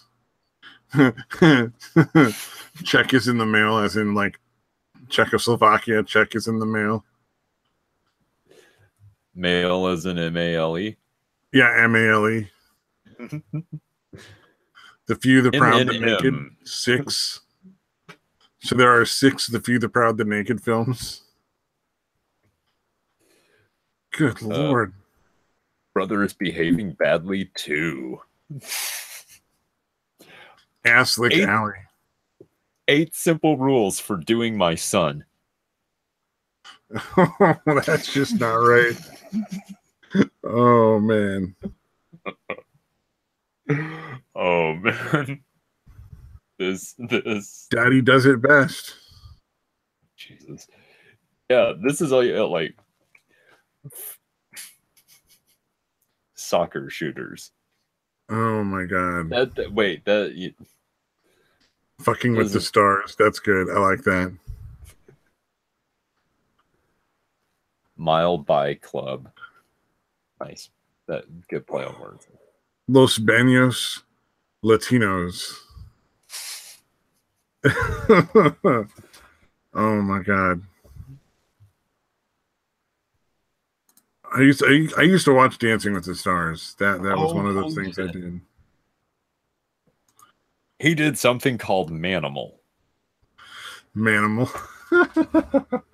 Well, what's really funny about that is that there was a show in the, I'm wanting to say late 70s, early 80s called Manimal, which followed a character that I think he was like a cop or something, but his superpower was that he would turn into an animal and kick the shit out of people, like he would turn into tigers and fuck people up, and that's how he solved crimes. Sort of like Beast Boy from the Teen Titans. Yeah, kind of like that. But apparently, according to this, Dirk Yates also produced what I can assume is a gay porn in 1988 by the name of Manimal, and that was apparently his first one. Oh, that's fucking hilarious. I put a link to all the titles if anybody really wants to go through all of them in the chat. So you're welcome, chat. I'm sure that was that was something everybody wanted, no doubt. Hey, you don't have to go find the videos, but you should read the names. Some of these there's quite a few that we didn't go over. Like, oh yeah, this would take forever to go over, but they are pretty funny. Well, Daddy Does It Best really says a lot about the quality of the work. I'm still stuck on the 8 simple rules for doing my son. It's like, damn, that's wow, man, just fucking wow. How do you do that? How do you come up with that title? Hey, Mel. There might be other people watching, and I think the chat replays when the stream, if people watch it in the archive. There might be like 2 or 3 other people that might watch this. A whole 2 or 3 of them.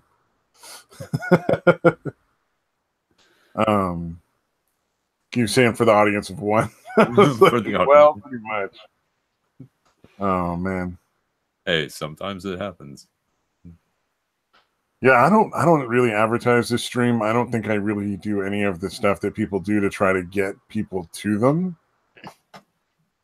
This is more for fun, right? It's I get to talk with cool people and just fucking hang out. Yeah. And talk about whatever. I think if it became like if for whatever reason it got like a bunch of viewers, like say like 20,000 views or something like that, then I think people would feel like they had to talk about certain things or behave in a certain way. I don't know, man. It just there is a lot of that, yeah. Yeah, there's something to be said for, I guess, just would celebrify be a word? Could you use the term? I see what you're saying. Yeah, like I think when the money gets involved, I think that's what fucks with people's heads, man. Yeah. Oh, hey, Tyra and Co. Hey, welcome to the whatever this is. Opal posted a link. Oh wow, I'm so sorry, man. No, it's like I don't know, man.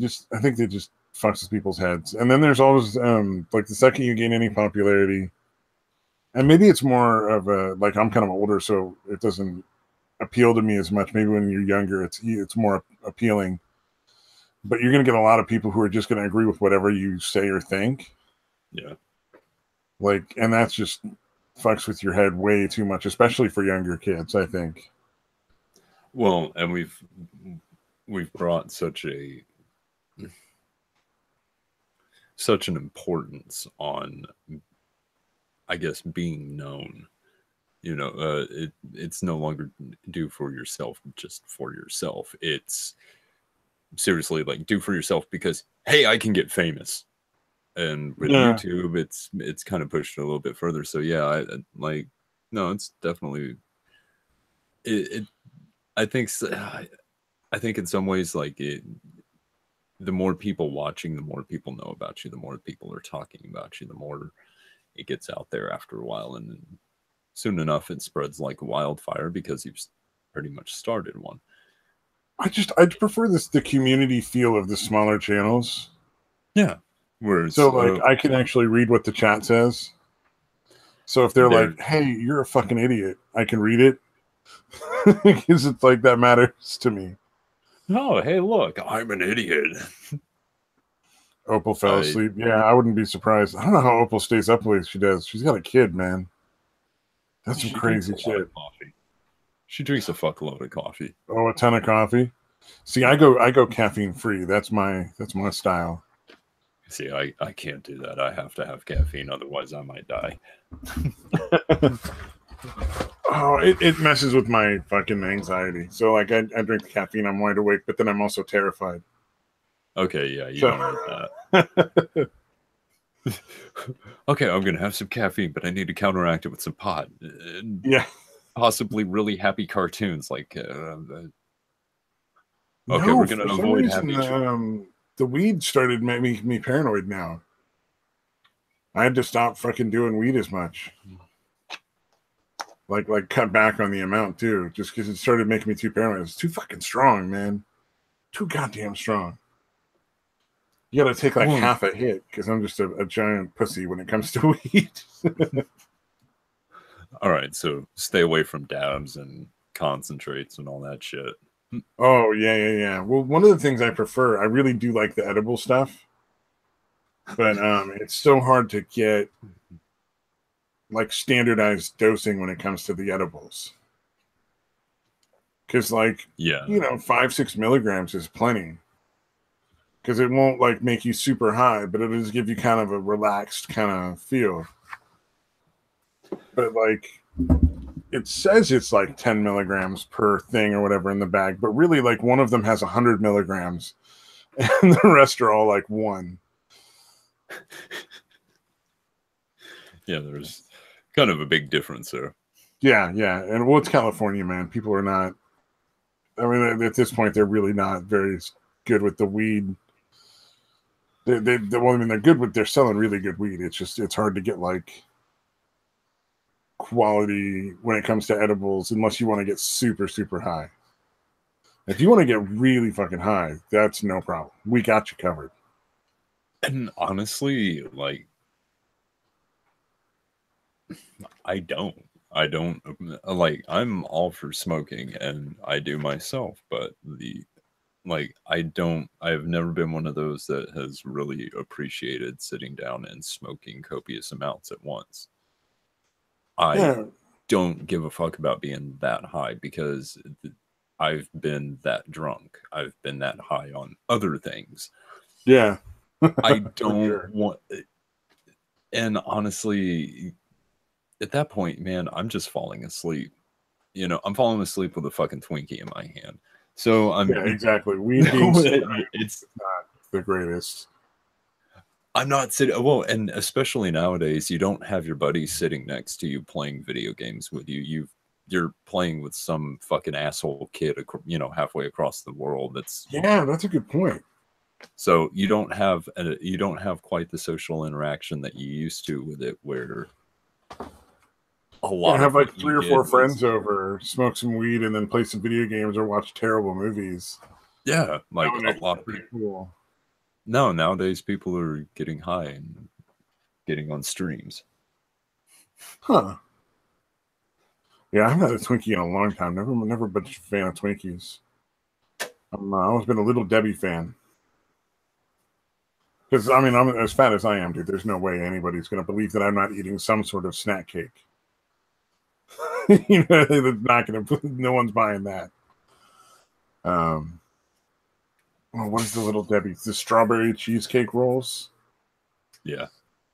Oh, those things are amazing. Yeah, those things were pretty fucking good, man. Like, I really enjoyed those. Oh, and as terrible as it is, those cosmic brownies, I actually like those. The ones where it's they're so bad, but they're so good. That's okay. I have a penchant for getting the just your general honey bun or something like that. Like, getting one of those. Like, it's packaged. It's fucking terrible for you. This is gonna fucking kill me and just eat away my teeth. But it's so yummy. No. I wonder. We used to get, so when I was a kid, every once in a while for breakfast, we would get honey buns, but they weren't like the prepackaged snack cake ones. They were like these giant honey buns that were frozen, and they came in a package of like 4. And you would like heat them up in the microwave. Oh, and they were amazing, but I don't think they make those anymore. But those were fucking amazing. Dude, I haven't seen those in forever. I don't think they do. Yeah, but you know what I'm talking about, right? Like, those things were fucking epic. Just a little bit of butter melted on the top. So perfect. Because I think my mom got some at one point, but I don't think she liked them very much. Because I remember having them at least once, but I don't remember them being around a whole lot. So, well, we only had them maybe once every couple of months. I mean, they were definitely not a regular thing. Because I think they were kind of expensive, and it was like, just eat some fucking cereal, you brat kid. We're not having fucking sugar for breakfast every goddamn day. Of course, you know, like Trix and all that other stuff might as well be. Lucky Charms and Count Chocula. Lucky Charms and Count Chocula. I've always liked Captain Crunch. Dude, I love Captain Crunch, but somebody was like, somebody said they needed to make it softer, and it's like, no, you don't understand. You have to have Captain Crunch with that little taste of blood in your mouth. It's not the same otherwise. No, it doesn't work. It doesn't taste the same. It doesn't have the, and I swear to God, they do that so it gets in your bloodstream quicker. It's a little bit of Coke that they put in the fucking glaze would not surprise me. Come on, Mom. Come on. I need my milk. I need my Captain Crunch. And here I thought the first drug I tried was LSD. It turns out it was really the cocaine in Captain Crunch. Man, LSD's good. Mine is peanut butter crunch. Yes. Oh yeah. All the when I say Captain Crunch, I mean all of them. Peanut butter, berry, Captain Crunch. All three are a huge fan. Oh shit. Sorry about that. As I hit stuff. Oh yeah. Whatever. Nothing to worry about. Of course I don't know if anybody can hear it, but I got like a rotating fan going in the background and shit. I'm not. No, actually, you've been pretty quiet. Oh, really? Oh, you know what it is? I have a window fan that I don't have in right now, but I think that one is the one, because whenever I'm gaming, people complain about that one. I think that one is much louder. It's like a fucking exhaust fan. It just blows air so fucking hard. Yeah, I'm listening now, and I can't hear it. So. Oh, it's not on right now. If it was on, I think everybody would hear it. It's like a steady, like, kind of sound in the background. Oh, no, I was meaning just a fan in general. I don't hear Oh, anything. Yeah, the rotating fan? Oh, that's cool. Yeah, you're actually... Sometimes it'll pick it up, I guess. Maybe this is a better microphone than the last one I had then. Nope, no background noise. I would have said something. Yep, see, Melly's got your back. Yep. Oh, sweet, dude, sweet. I'll have to remember that I can't use the exhaust fan when I'm... because people whine about it. What the fuck is that noise? Oh, well, usually it's when I'm playing VR chat, and I'm using VR goggles, so I can't do like push to talk or something, so it's going like whatever sound is being picked up is being picked up. Oh. And then everybody's volume is different. Yeah, that's something they really need to figure out how to adjust. Yeah, so there's a lot of people that just can't hear you, or you can't hear until you turn your volume up, and so it just gets really, really frustrating. See, I've only gotten on there once. I need to check out VR chat a bit more, but I got on once, immediately had something run up to me. I don't even know what the fuck it was, and I was just like, yeah, okay, I you know what?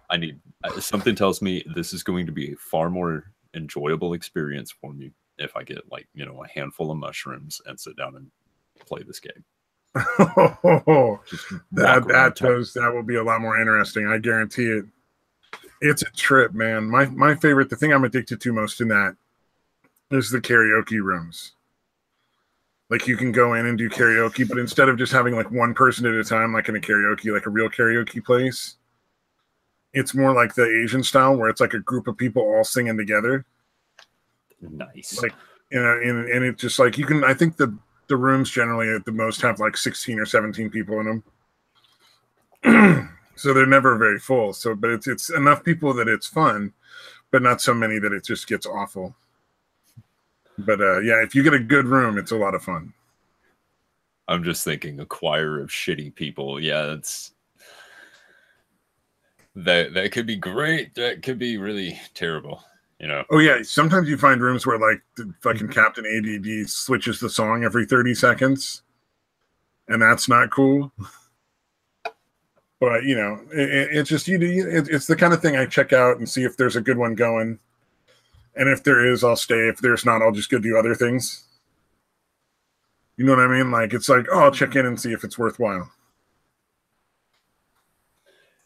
Yeah, I mean, I honestly don't have the time, half the time, to devote to a game or anything like that. I'm still forcing my way through things that I never finished as a fucking kid. Oh yeah. I think honestly, let's see, and I'm ashamed to admit it, I was in my 20s before I actually beat Legend of Zelda: A Link to the Past, because I just wound up not having the game for a long time and then just didn't have the time to do it. Well, you get to experience all those awesome games now, so it's not necessarily a bad thing. So, I mean, on the one hand, it's like, yeah, maybe you have a big backlog of games, but on the other hand, like, you still get to experience all these cool games. Yeah, and then there's some that I wish I hadn't experienced. I kind of wish I didn't own, but have you ever played Ultimate Stuntman or B-52? No, I don't think I have. I mean, no, B-52 sounds familiar, actually. These are gold cartridge, non-licensed Nintendo games that had the weird little switches on them.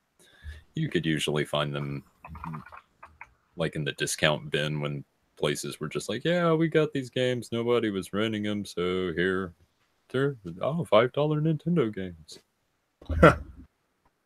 Oh, that'll do it. Yeah, the bargain bin stuff.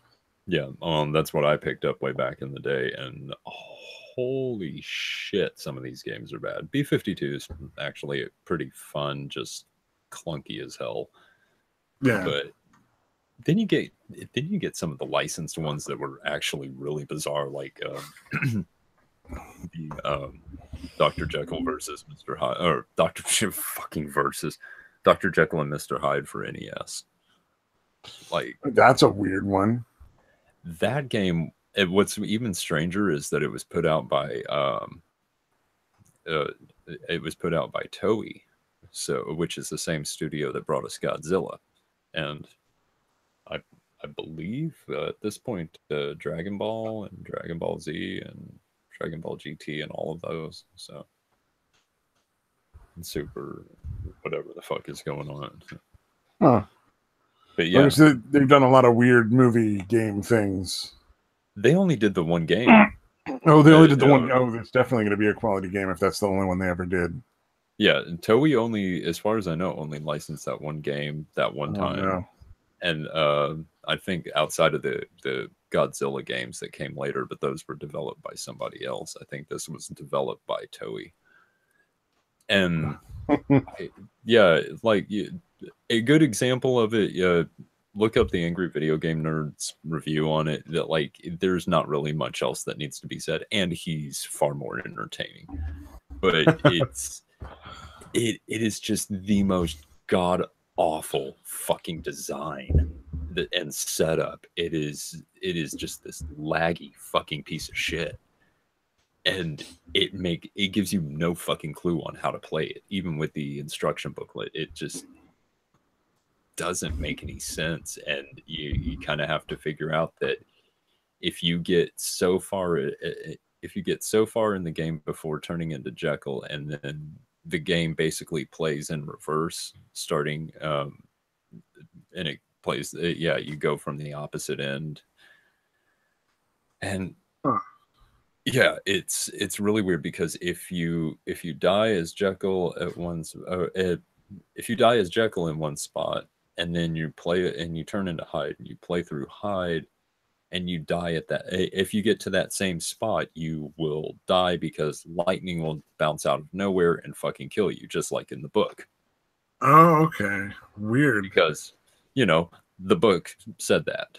And, the book basically had everyone just immediately beating the shit out of Dr. Jekyll or Jekyll, or however the fuck you're supposed to pronounce it. I don't think I've ever read the book. I think that's one of those ones I should read. You should definitely give it a read if you ever. It's definitely a classic, man.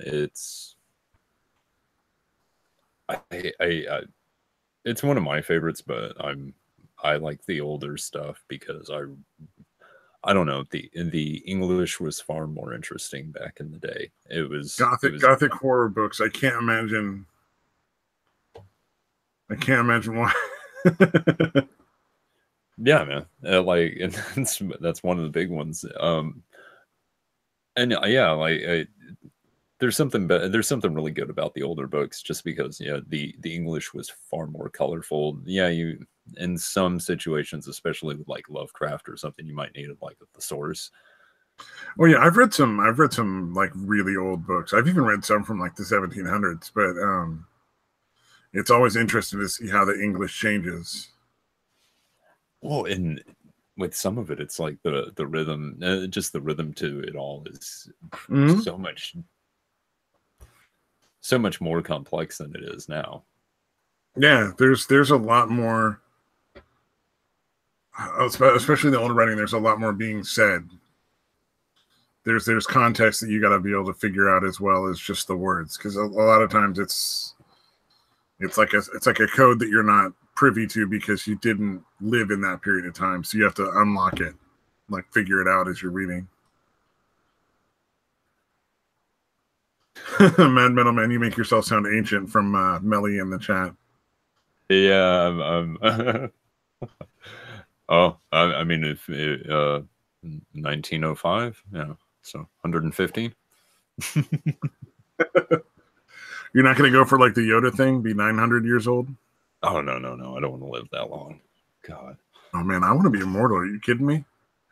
I want to see like what the world is like in 1,000 years, man. That's going to be a trip. If I didn't have to deal with people for the next 1,000 years, sure. If I could just disappear, go off someplace, and see, that's what I assume. I assume like every 50 or so years, I'll just disappear into the fucking woods for like a century. Get the fuck away from me. I'm gonna go over here and live in this cave. Yeah, exactly. I one of the things I do this in real life though. I'm fairly every so often I'll just sort of withdraw and just stop going out and being social like at all for a while.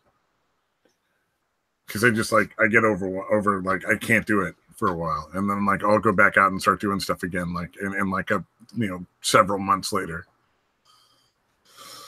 So read the chat real quick. Oh, Opal is reading about opiates. Oh no. Oh no. She must have found like a cup of coffee she hadn't drank yet. She was like, "Oh, I'm going back again." Wide awake. About opiates. Let's talk about opiates, guys. Let's not. How they mixed alcohol with opium to make lung medicine in the 1820s. They mixed opium with a lot of shit just because I think people really liked opium. What was it? Opium and laudanum? Oh yeah, Dilaudid. Laudanum, Dilaudid, whatever you... Isn't that the same thing? I think so. Yeah, I'm not that big on old drugs. I really don't. I can't remember. I have to know a certain amount about like the newer drugs, the ones that everybody does now, because I work. Part of my job is dealing with people that are addicts. Wow, banning opium didn't work. No. You can still get it today. I know, it's so strange. Probably. It's almost like prohibition isn't effective ever. Oh, Melly says they're not the same. So Dilaudid and laudanum are different. Oh, okay. Interesting. I'm curious now. I'll have to look that up at some point because now I want to know what the difference is. Screw it. Now I'm curious. Oh, you're gonna look it up. The only thing I know is like one of them was in what was that movie with Brad Pitt playing? Was it Brad Pitt playing Doc Holliday, or was it? No, it was it Brad Pitt? It was that other guy. Oh, he hasn't been in any movies in a long time either. What's his name? No, that was to myself. Sorry. Oh. It was. I'm not entirely sure. It could be a lot of people. In Tombstone, it was Val Kilmer. That's right. Who played Doc Holliday, and it was in Tombstone, like Wyatt Earp's wife was doing like Dilaudid all the time or something like that, or laudanum. I forget which one it was. I think it was laudanum because laudanum is a tincture of opium containing approximately 10% powdered opium by weight, the equivalent of 1% morphine. Until the 20th century, laudanum was sold without prescription. It was constituent of many patent medicines. Today, laudanum is recognized as addictive and strictly regulated and controlled as such throughout most of the world. Makes fucking sense. Allotted. It was hydromophone hydrochloride. Because that sounds like something you need to be putting in your body. This is just a painkiller. Hydromorphone. So it's also morphine based, though. Yes. So this is Oh no, morphine isn't related to cocaine. It's still an opioid. No, morphine's directly related to the poppy seeds. The poppy it says opiate. Yeah, so it's opioid. Yeah, it's one of the because I think the two main derivatives you can get off of it is morphine and just regular opium. Morphine taking some of the filtering and things like that, but those are like generally the two big things I think are pulled from poppy, and then everything else after that. Yeah. Well, I know there's like Novocaine and stuff like that. There's cocaine based like painkillers. Why am I have things sitting in front of me that can look this shit up? Oh, laudanum, not laudanum, but laudanum. Yeah. Oh, I was looking up morphine. Oh yeah, morphine. Okay. Morphine is a pain medication of the opiate variety, which is found naturally in a number of plants and animals. Okay, so morphine I guess would be technically natural then. Well, isn't virtually everything technically natural? That's. I mean, if you think about it. Well, yeah, I suppose.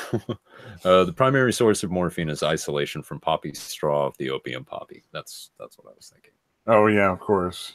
No. We got to watch it. Opal's talking about they used to give cherry flavored alcohol opiates to kids. I'm worried now. I bet those were the best behaved kids ever. Yeah, they fucking were right up until they started to go through withdrawals. It's totally fine, man. Yeah. Oh, what's wrong with your kid? He's just jonesing a little. It's cool. He just has the Jones for the Dilaudid. Daddy, I'm cold. You're fine. I'm worried about Opal. Like, what kind of books is she reading? Like, is she gonna become like the freaking drug queen? Is that what she's starting? Like a drug ring? I just turned to the morphine page of my book. Well, she has said something about. I think she said something about knowing some sort of medicine or doing some sort of medical class or something like that.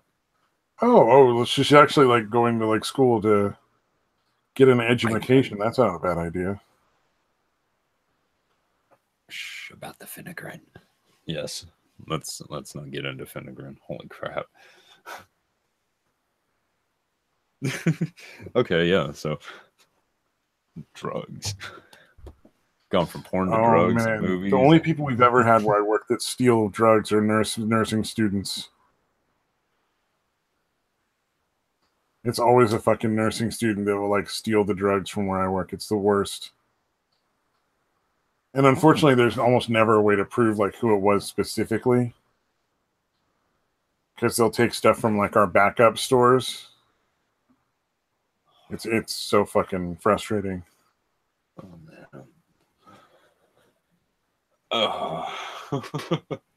Well, because there's some really popular medications that the clients can get. Like there's like lorazepam, yeah, Xanax. Oh, everybody wants a Xan bar. Clonazepam, which is like lorazepam on crack. It's the next step up on that same tree of medications. Temazepam, some other various other medications that work for clients for, you know, psychotic symptoms or anxiety symptoms, but can be used to get high off of. Well, you know what? It beats the shit out of a lobotomy, so. True. It really is better, yeah, for sure. Which would you prefer, frontal lobotomy or, you know? Dude, I've seen. So I used to work. Now I work with high functioning clients. Like they, you know, like they take their medication. It's just like, you know, like you and me talking. It's not really that different. Just occasionally they'll have a little bit of delusional talking. Yeah, Klonopin. We have a lot of Klonopin on hand almost all the time. I know people that really like that stuff. Yeah. Well, the thing is, it's really fucked up. Is especially with analgesics like Klonopin, is it's hard to tell if you're dealing with somebody who has an addiction or if it's just really effective and they really need it for their anxiety. Yeah. So, because the two will present really similarly. So it's tough to, it's really tough. That's I honestly would like to see a lot of the synthetic opioids kind of disappear. That would be nice. The problem is, as far as painkillers, they're the most effective and the cheapest for being as effective as they are. Like, I don't disagree with you. I think that it's so tough to get rid of something so cheaply manufactured and incredibly effective when used correctly. Right. And the thing being, though, is that there should be limitations on, you know, how long anything is prescribed. Like, with exceptions being taken for, I guess, terminal or permanent cases of pain, I suppose it's better for you to be hopped up on pills and live another, you know, 50, 60 years, but you're all hopped up. Or, yeah, you know, but I mean, it would have to be, you know, nothing like handing out fucking, god damn it. There was one that begins with a D. I'm trying to remember. Begins with a D? Yeah, D, and it's a heavy opioid. Demerol. Oh, okay, yeah, Demerol, okay. Like I've seen people get prescribed a full bottle of Demerol for burning their hand with some water from the coffee machine. Like we're not even talking the system is definitely abused a lot. For sure. But she could have had this girl could have had like just constant refills on this for I think she had refills for like 4 or 5 months. It's like, oh, good Lord. She spilled some coffee on her hand and it burned it. Yeah, she's got a 1st degree burn. I don't even see it going to 2nd degree. It's definitely not 3rd. So why the fuck are you giving her Demerol for the next 6 months? What the fuck is this shit? Yeah, it's pretty bad sometimes. It depends on the doctor, man. Like if you get Dr. Feelgood, you might get that prescription. But if you get a different doctor, they might refuse you any pain medication. So it's like a crapshoot. Oh, Melly has chronic pain but won't take tramadol or codeine or anything. With chronic pain, that's a tough one because sometimes it's better to learn how to manage the pain. Chronic, that was the term. Just get high all the time off of like pain meds. I imagine I'm pretty rare in the fact that I've taken the like Vicodin and Percocet and stuff, and they have no side effects for me. So the only thing they do is kill pain. I don't get high off of them at all. Jesus, Melly. What the fuck? Ah. Oh, see, yeah, I broke several of the lower of the vertebrae in my lower back, and they didn't heal correct. So I've got some pretty bad arthritis in my lower back. So I kind of, yeah, it's just not quite the same thing. I don't have the dislocated lumbar discs. Spinal spurs. That oh, what a bitch. Oh, your mom was a barbiturate. Yeah, that's a tough one, man. That's rough. Try. Well, I can't say try. Look into kratom, because I've heard some pretty good things about it. I've heard a lot of stuff about kratom being good, but I've also heard that it's very addictive. I've heard a lot of people say that it can't be addictive, but it is. Like, it can. So I don't know. I've also heard that it's more of it's similar to like marijuana and stuff like that, where it's not physically addictive. It's more the psychological addiction. Well, if it kills the pain, it might not necessarily be that it's addictive in as much as that it's effective, so people keep taking it. If I remember reading correctly, it's it bonds to the opioid receptors in the brain. Oh, okay. So that may be why people are at least feeling a mild addiction, but as far as I can tell, it doesn't really have any psychotropic effects or anything like that, at least not from what I've heard. I mean, just because something might be addictive doesn't necessarily mean it's a bad thing. You know what I mean? Like, it's just something about it kind of thing. You know what I mean? Oh, well, it's, I'd much rather down a couple of capsules of like an herb rather than rather than like some like basically pill form of heroin. Yeah. I don't need any fucking heroin or any shit similar to it in any form or fashion. Yeah, the OxyContin and stuff is the addiction and the stuff that can fuck with is pretty bad. On the heroin page right now, yes, let me be the first to attest to the fact that heroin is a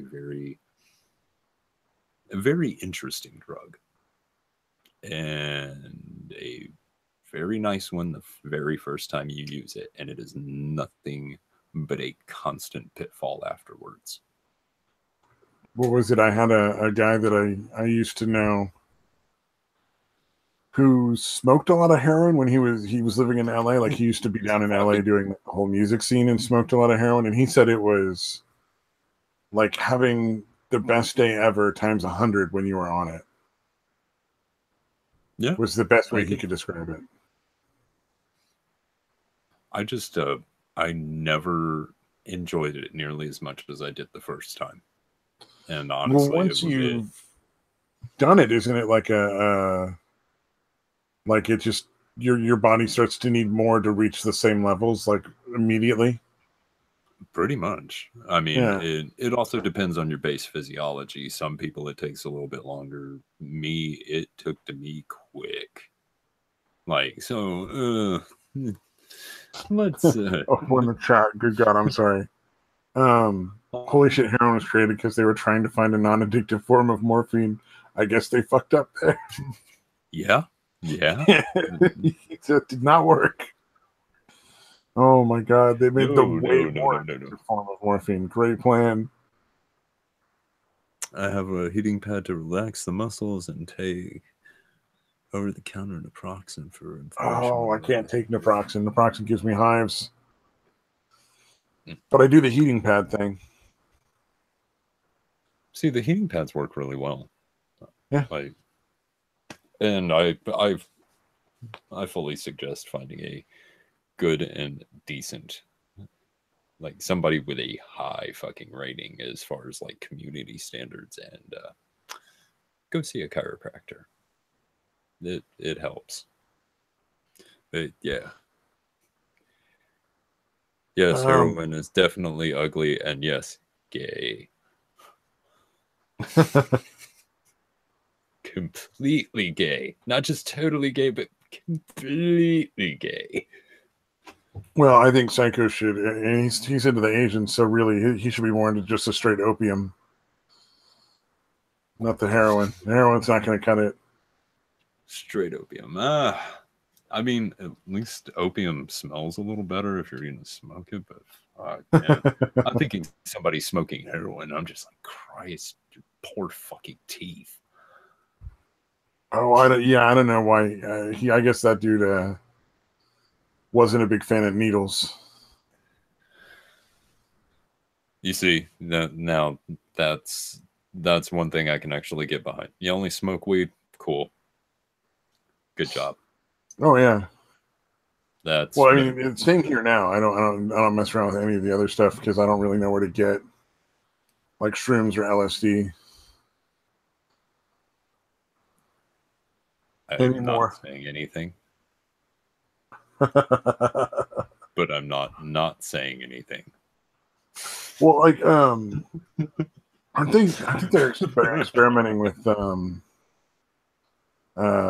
low doses of like shrooms and stuff to help people with like PTSD and whatnot. So yeah, I don't know. I can see that being the next medical thing after weed has gone through the whole thing, and people finally are like, "Oh, you know, we're gonna let people smoke weed. We're not gonna do all this other stuff." I can see shrooms being the next one that they tackle. There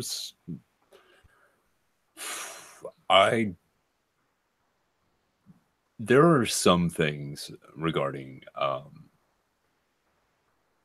I guess LSD and shrooms that are technically beneficial and honestly should be explored far more than just saying, "Oh, it's a drug. Stop taking drugs. It's bad for you. It's going to lead you down to a life of crime." And first off, I've never seen an acid freak ever actually commit a crime unless they were fucked up and had a bad trip. I've only heard of one suicide on LSD, and that was the poor kid did it with like the worst possible group of people. He started having a bad trip, so they started punching him, thinking they could knock him out. And as we all know, in the real world, knocking someone out is really not a simple thing. Yeah, you don't just take a punch to the jaw and pass out. Yeah, so this kid thought everybody hated him because of the LSD and went off and hung himself. So that's the worst thing I've ever heard, but that's like one out of like, you know, hundreds of other stories of people taking it and being fine. So I don't know. Kind of fucked up. Well, I mean, like I said, he did it with people that like he should not have been doing drugs with. Like you don't.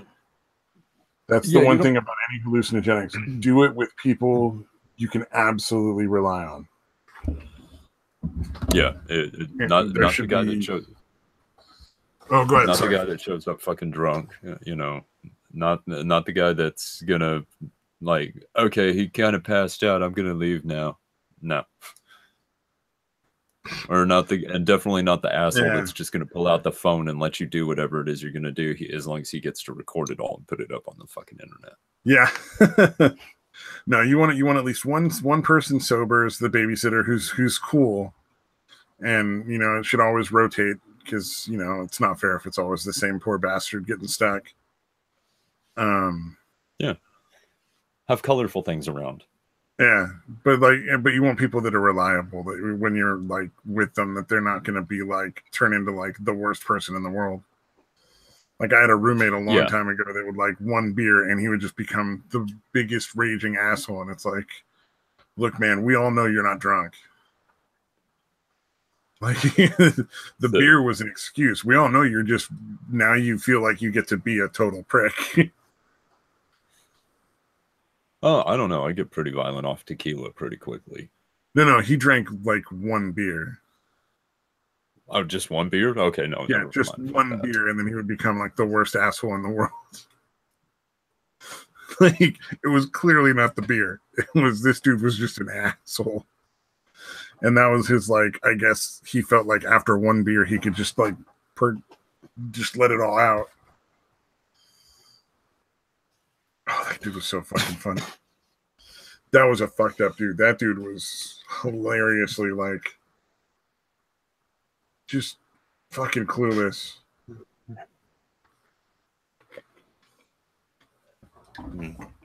He was chasing this girl for probably close to 10 years. This chick's dating other dudes. She's not into him.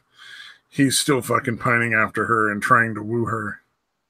At one point, he took her on a trip to New York for like a week or like a weekend. I think a weekend trip to New York City that he took her on. And they fucking shared a hotel room and a bed. He still didn't get laid. And he was still into her afterwards, even though she left like halfway through the trip and just left him there because he was like, you know, she was not into him. It was so sad. He ended up like crying on the fucking streets of New York, and the hobos were like, "Here, man, have a drink of my whiskey. It'll be all right, kid." All right, kid. You know, I have been in that position myself a couple of times. That's why I wound up here, and I got all this. Yeah. Oh man, I'm just like that. That whole thing was hilarious. He had pictures of the fucking of that chick on the trip, like they were on the trip together. She was fucking sharing a bed with him wearing like a wife beater and no bra. So like she was basically topless. Like that whole thing was so fucking weird. Like, dude, if she's thinks of you as that little of a fucking threat, or like that little of any sort of like actual man, then she's basically topless, sharing a bed with you, and she's still not sleeping with you. Just move on. Find another girl. She's not into you, man. It's never gonna happen. This is not a story you tell your friends. This is a sad tale that you keep to yourself and bury deep inside and never talk about. Oh yeah, no, I don't know why he told me all this shit. Oh man, that was so fucking funny. I just remember that because it was like I was like 20 years old. I mean, this is fucking 18, 19 years ago. That's fucking terrible though, man. I just felt so bad for the dude because I was always like, you know, there's other women, right? She's not the only girl in the world, right? You know that, right? I think he was also into her little sister too. Yeah, that guy was kind of creepy. Stay out of the family relationships, and yeah. Well, neither date. Neither of them never date a girl's younger sister, so fuck that. No, that's weird. If you're into a girl and then you start dating her younger sister, that's a little weird. Yeah, no.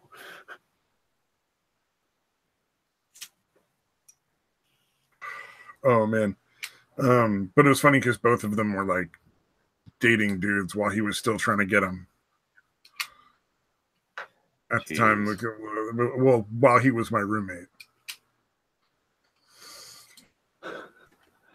This is a sad tale, man. I'm sorry. Yeah, I always thought it was kind of funny. A little bit, you know, like in a dark way. Like, god damn, I actually feel bad for the guy. What the fuck? Oh, there's an emotion there. Like, dude, seriously, bro, fucking just move on. Well, he was pretty fucking gross too, as far as roommates go. I don't think he ever cleaned his bathroom. Because that's fucking disgusting. He had the master, and this over the course of like a year. He had the master bedroom, and it had its own separate bathroom. I don't think he ever cleaned it, like the whole time we were there for a year. Ew. At one point, when everybody was gone, I had to go hunt around to find my dishes.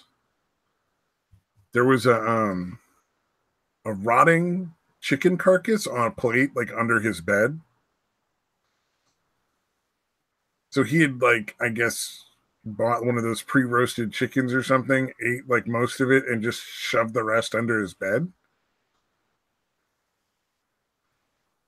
It was pretty fucking nasty. That's just one part of the room. I'm not going to go into the rest. Yeah. Yeah. No. Oh, dude, what the fuck, man? You don't do that. Is it any wonder like neither of these chicks wants to fuck you? Like if that's the room you're fucking gonna bring them back to. Yep. Oh yeah, that room fucking reeked. Me and the other guy. So it was like me and a friend of mine, and then he was some dude that worked with my friend. Luckily, we were on opposite sides of the house. So me and my friend's room was like at one end of the house, and the master bedroom was like an added on one later that was like all the way across on the other side of the house. So it was really nice.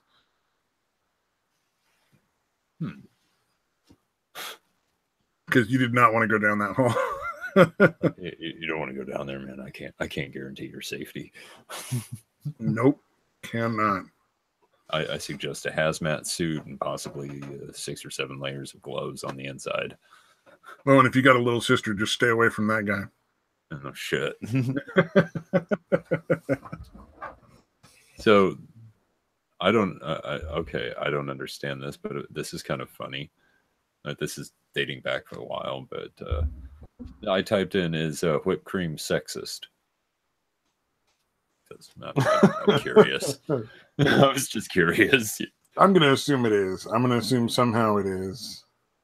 The top 4 results. Why sexism in the music industry needs to end. Subtronics bashes something or other. And it's following a trend of misogynistic men. Comments left by Subtronics on his personal Facebook page attacking producer Whipped Cream, blah, blah, blah, blah, blah, blah, blah, you know. Okay. Next one is this EDM's grossest display of sexism yet? We're controversial with no reward. It features barely clothed women rubbing whipped cream over their breasts. Cool. Then we have American Ballet Theater's Whipped Cream, a fleeting sugar high, which is apparently a review from the Washington Post. And then we have the Wikipedia definition of whipped cream. And then the impact of modern sexism. Man, Google is, I don't even use Google anymore. Google is so bad. This is the most bizarre lineup of things. Like you would think you would get either whipped cream posts or, you know, like things to do with whipped cream or sexy things to do with whipped cream. You know, sure, the impact of modern sexism and a definition of whipped cream from Wikipedia. Okay, sure, that explains it. But American Ballet Theater, EDM, sexism in the music industry. What? Well, I mean, you've done things. You type in like American inventors, and it just front loads all the black people. It's like they just ignore all the other inventors. They just try to like say it's all black people or something like that. It's pretty bizarre. Damn. Here, let me see. I think it's specific to the image search, maybe. I was gonna say that's a little fucked up. Like, there's been plenty of inventors across the spectrum there, man. Like, color spectrum, that is. Yeah, here I'll share. It's pretty silly if you look at it. This sounds terrible. So just American inventors, and you look here. It's literally just like there's like Thomas Edison. Well, Alexander Graham Bell doesn't look white either. I found the one picture where he looks like a black dude. But if you do the image search, it's all black people. Just about. It's pretty crazy. Although I think they maybe fixed it at this point, or at this point, it's people who captured. Wait a minute. If you close that out and you look at that picture. What is? Let's see. 4th row down, the Santa Claus with the little kid. What the fuck is that? Oh, this is Google results for white woman, white child, white race, or something like that. But this is an old story though. This is something that happened before. I think this is Oh, okay. It doesn't fucking go to the picture. Nice.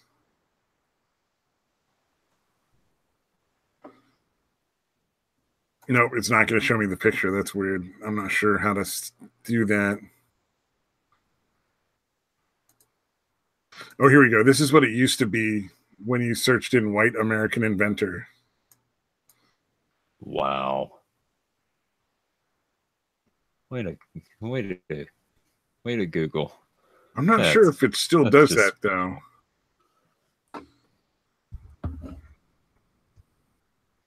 You see, I don't understand why they don't have it in like. No, yeah. If you look, it still shows a lot. Oh, there's Clock Boy. Yeah, it's mostly just people like talking about the Google image searches it used to be. But yeah, if you look through it, it's mostly not white people. When you searched it, it's pretty silly. What happens if you put in Chinese, I wonder?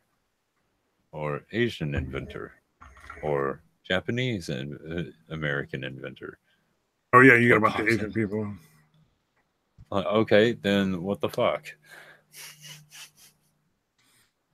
Yeah, that's a trip, man. Because what if you're looking for a specific inventor that's from whatever that race is? You know, like you're doing a project about X or something, and it's like you're getting like weird, bizarre like propaganda instead of whatever you actually searched for. That's why I use like other search engines. It's like because Google's just propaganda. Like they're politicizing a search result in a weird way. All right, well, let's see if I can.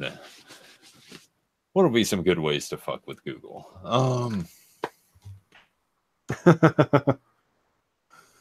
Let's see. How does blue taste? How does blue taste? Oh, that's right. Yeah, didn't that dude have like a drug spin out or something? But when the guy from that show. Oh, I don't know. I thought the guy that played Steve in that show eventually like had like a drug spin out, and that was pretty much what fucking killed it. Apparently, that's actually all rumor. Somebody actually got a hold of him and got like full explanations. And no, he apparently left in order to start pursuing music, and like has been out there producing music and making his own music for like 10 years now. Oh, that's a trip. Oh, right on then. Yeah, it's like Richard Gere thing. It's like people always want to think the worst, I guess. It generally is. I mean, that's the nature of the beast, especially on the internet, right? Yep. Oh, you did this, therefore you did this. Are you sure about that? What? For the longest time, I thought The Rock was gay. Like that was the thing that I heard, I guess, through the internet or something, and like it just permeated like everything I always thought he was, but he's like totally not. He's just like a married dude with kids. Yeah, like outside of the whole movie thing, like no, he's apparently a fairly normal dude. Oh, I would imagine, yeah. Pretty like white picket fence kind of guy, but at the same time, really, really, really nice white picket fence. Well, what was it? He responded to somebody did the whole like ask him to prom thing. So he recorded a thing and rented the local theater so that she could go with anybody she like. Basically, the whole theater was rented out to show a movie for her, like his new movie that was coming out. And he was like, I'm really sorry, I can't go there. I'm busy doing this filming stuff, blah blah blah. But he basically rented out the movie theater and paid for whatever, like, so they could have whatever they want from the candy and the soda shit, and just have like a party there for that girl. I was like, and he recorded a whole like really nice message, like responding to her letter in a really nice way. That's like, I was like, that's a nice dude, man, because he didn't have to do shit. Yeah, he could have easily told her no, or just not responded at all. That's what I'm saying. Yeah, he could have just said nothing, and nobody would have, would have been like, oh, he's a terrible monster. Wait, Opal likes to read? No, reading is bad for you, Opal. Nobody should ever Reading read. can be magical. Just it depends on what you're reading. We should ban reading entirely.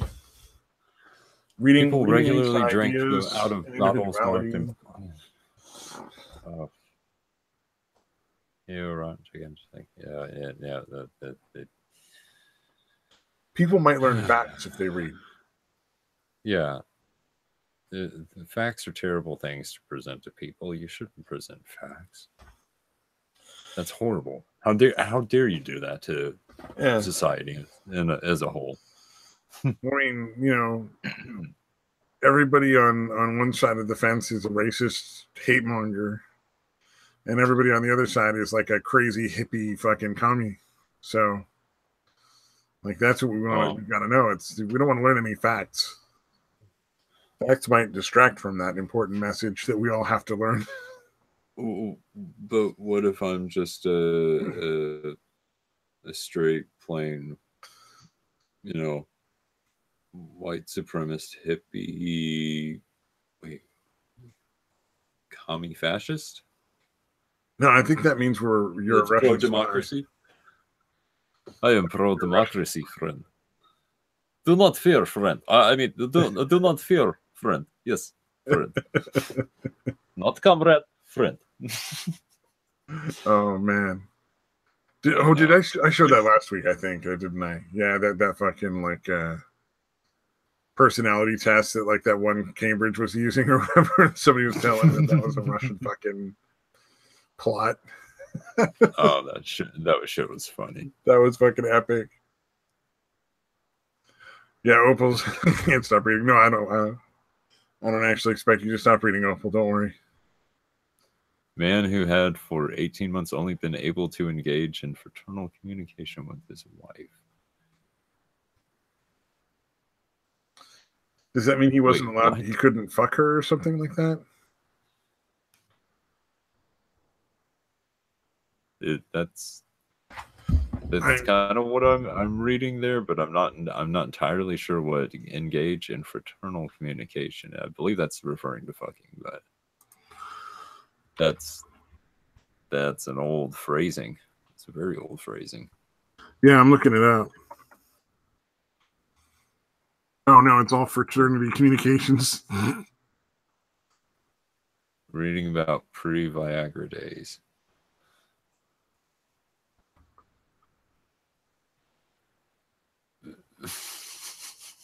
For a lot of people, there's still pre-Viagra days. Yeah, so it's comradely or sort of like a sibling. Yeah, so it would be without banging. Oh, yeah. That sounds awful. Of course, isn't that like pretty much every marriage? After a while, maybe. Like you get married and then it's like, oh yeah, sex. We're not doing that anymore. It's like, what was it? I had a friend of mine that got married, and his wife, as soon as they got married, she like cut her hair, and like just everything about their relationship changed. And I'm like, man, it's so weird that they got divorced a few years after that. I can't imagine how that happened. Constant change. It's like, oh, you had a really good relationship that you were both really, really happy with, and decided the second you signed some fucking piece of paper that it had to be totally different. Oh, that was brilliant. Yeah, good job. Way to go. See, he should have done it like my parents. My parents didn't get married until I was like 20-something. Like, they were together for a long time before they even bothered with that. So by the time that happened, they were like, yeah, we're not changing anything. Well, I was going to say, after what, like 5 years or 10 years, aren't you common law? I'm not sure exactly how it works. I think it only is if the girl wants to take all the dude's money that's ever applied. It's like one of the ways they can get around the like they didn't get married so that you couldn't sue them for all their money when you break up thing.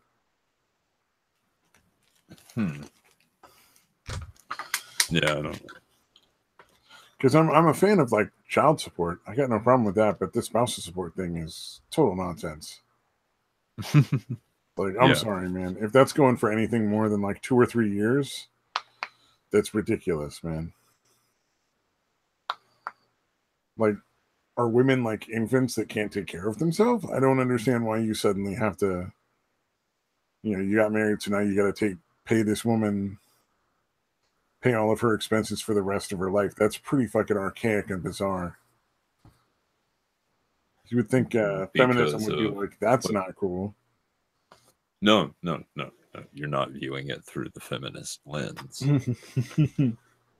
You have to view it from the feminist's point of view, which of course means that you have to, you know, look at it as, no, this is proper payment for having to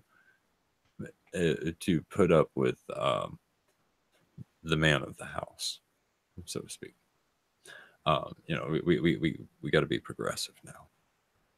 We got to be progressive. Yeah. Well, I'm interested to see when these some of these transgender relationships break up, how they handle, like, who's supposed to get what when they can't, like, just be like, well, the man should pay the woman. Did you just misgender me? With which part? With either. Oh man, I've heard a few of those people in VR chat. People who are legit like that. People shit on them hard. I fucking bet they do. That's probably not looked kindly upon. Or maybe it's just me. I don't know. It could just be me. I don't know. Yeah, they may be trolling you. You never know. No. I may be one of the few people that just goes after people like that and just makes fun of them. Not in like a mean-spirited way. I'll just make fun of everybody, but. Oh, you're a precious fucking unicorn. Congratulations. Some dude fucking he was fucking obsessed with circumcision. And he's trying to tell me about it, and I'm like, look, I'm not pro circumcision. I'm very much against it. I don't think it's a good practice. But he just he had all these talking points against it that he wanted to share with me anyway. I eventually had to block the dude because I'm like, I don't want to talk about babies' penises for this long. It's getting weird. You're really obsessed with this. But you don't understand the foreskin, the baby foreskin, like the little baby foreskin. It was so very. You're not far off. Oh man. No, that's part of the reason why it's like I got on once and it was like, yep. I need something for this. I need something more than sobriety for this. Oh yeah. Well, one of the other things is just switch rooms if it's not cool right away. Go find another, like, just keep switching different rooms, especially like even the popular ones. There's, you know, a ton of different rooms to go to. You got to really look around to find like the ones that are worth hanging out in. I would have to make myself an avatar.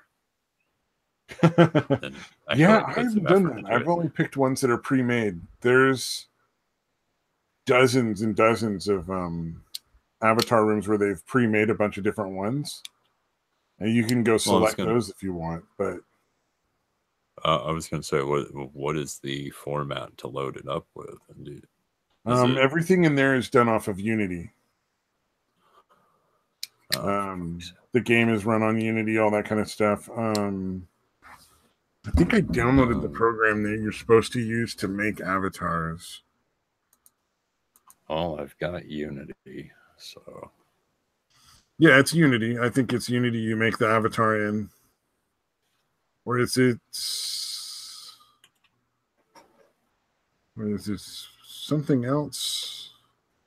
Oh, I think you can also use Blender to like get rid of some of the polygons or something. Okay. Because it has to be a fairly basic model. Because if you, there can't be more than a certain number of polygons per character model. Because I guess if there was too many, then like the rooms would just slow everyone's computer down because it runs all off of GPU. Right. Well, that makes sense. Yeah, and so CPU, and actually partly on CPU, partly on GPU. Oh, okay. Either way, it makes sense that they would have base models for it all, because especially with people and their tendency to want to make their own, especially in things like that, you know. Oh yeah, you can only go so far also, with like this. Like the animations aren't supposed to have particle effects and stuff like that because that'll crash people. Yeah. Which of course means like every other person's animations do that, like have particle effects. No nudity, but I've seen plenty of people who have nude character models. Essentially, like, as long as you don't do anything in a public chat, they don't really care. Like whatever you're doing on private like rooms and stuff, where you just, because you can set up your own room and have like just invite your friends kind of thing to hang out.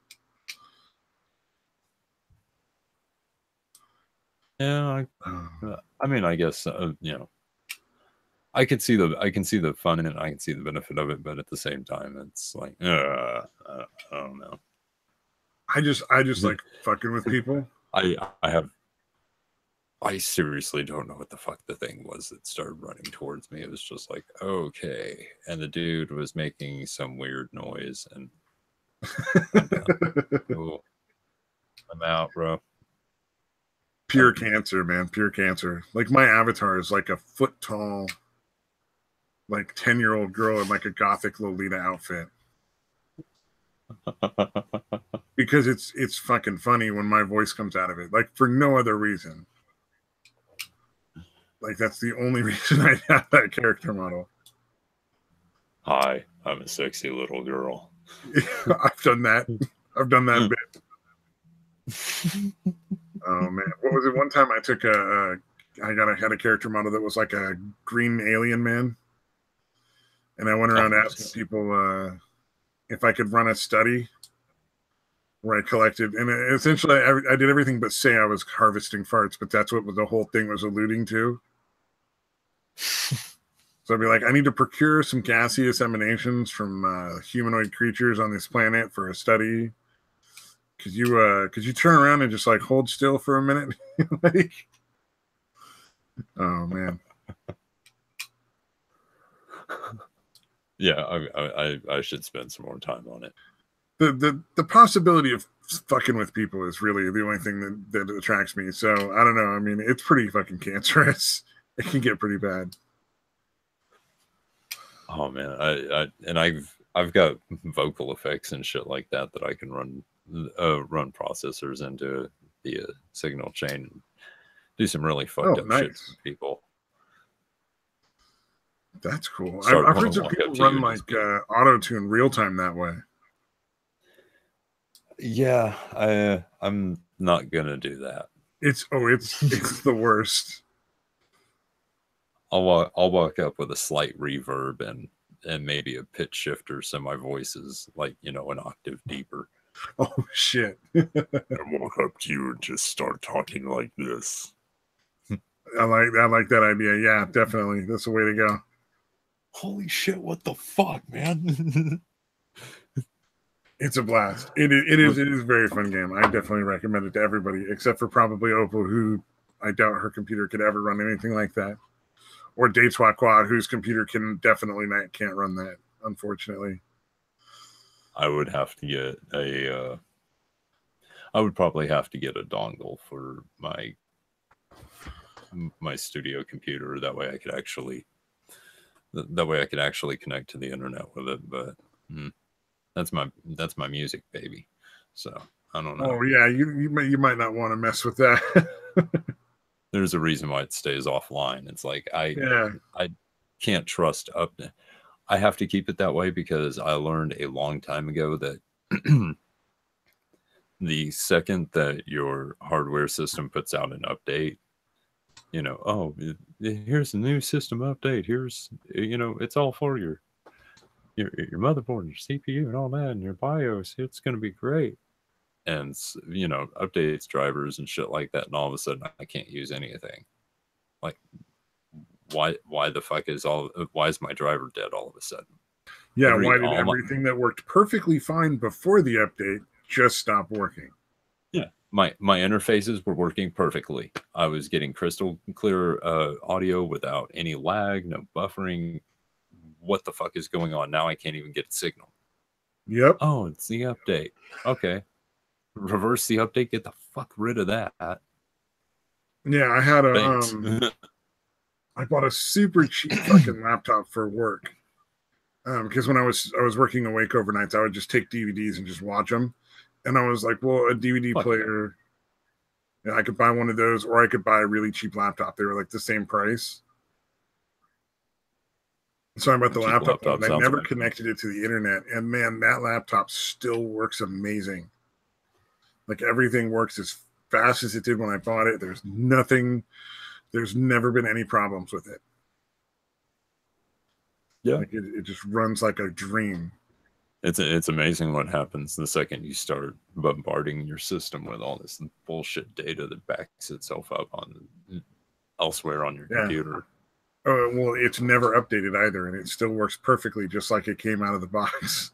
And I think I'm like, that's probably because I have never updated or connected it to the internet in any way.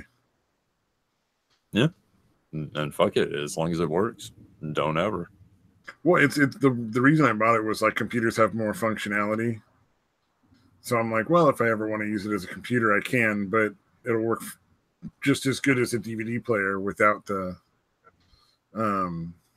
without being limited. Well, stop reading whatever that is. Good Lord. Tobacco is the deadliest plant known to man. I don't know. She puts this shit in quotation marks. It's like this needs narration. This is like you need to get like Morgan Freeman in here and do that shit. Oh yeah. Tobacco is the deadliest known to man. Something like that. I can't do Morgan Freeman.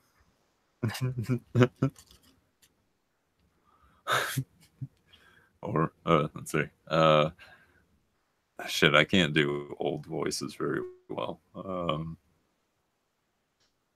I don't know, like Wilford Brimley or something like that. Although I can't. All I'm thinking of is like diabetes at this point. I think I was making my.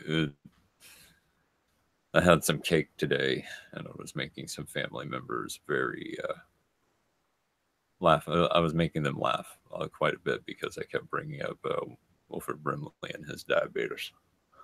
Diabetes. Oh man! Like, god damn it, dude! Oh, I played that video. Have you seen the video where it's just him saying that over and over? Somebody cut it together for like an hour. Diabetes. Yeah. It is just over and over. It is great. I like how Opal even like sort of like gets defensive, shrieking in the chat sort of thing, like the yelling defensively in the chat. I'm quoting the book. Yeah, I know. I kind of figured as much. I figured that's why well, I guess I did say I don't know why she put it in the quotation marks. So yeah. I've just contradicted myself and called myself out on it live on air. There you go. Quality. That is the quality we at Untitled Studios bring to this hangout. Honesty, you know. Yep. And fact checking on myself. Hey, if I get shit wrong, I'd love, unless I'm just bullshitting, like just joking around, I'd like to know, because I'd rather figure out what I'm not correct about than continue on with like the misinformation kind of thing. Oh, most definitely. You can't learn any other way. You know, that's why I'm not a big fan of like. Not a big fan of like all the shrieking heads out there. It's like, yeah, no, I like don't scream. Tell me what I'm doing wrong. Just explain, you know, because honestly, I would like to learn, but you know, it's that weird superiority thing that people everywhere want to try to lord over someone from time to time. And it's human nature, I suppose. Oh, but, I just drive those people nuts. I just keep asking questions. Well, the simple thing is just to tell them they're wrong, but refuse to really ever go into why. Just keep telling them they're wrong. Eventually, they'll start screaming and yelling at you. It's pretty fun. Oh, I'm gonna have to try that. No, you're wrong. Sorry, you're wrong. Just be like, you obviously don't know what you're talking about. You're clearly a plebeian on this particular thing. This is opposite to the facts. But then, like, whenever they want information, just do like the SJW thing. Like, well, you should really research this. Oh man, well, it's the topic that you wanted to bring up, not me. So it's you who needs to bring all the facts to the table. Yeah, I can't do all of your research for you. I don't have time. Such a dickhead answer, man. Hey, it works just as good on them as it does on anyone else, man. They would blow tobacco smoke at women who were giving birth. I'm starting to think that maybe this book is not this is not a happy book. This is not something filled with, rainbows and organs and, severed heads and such. They thought tobacco could cure cancer. Oh, yeah. No. They thought a lot of dumb shit at one point. They also used to think the earth is flat. Oh, wait.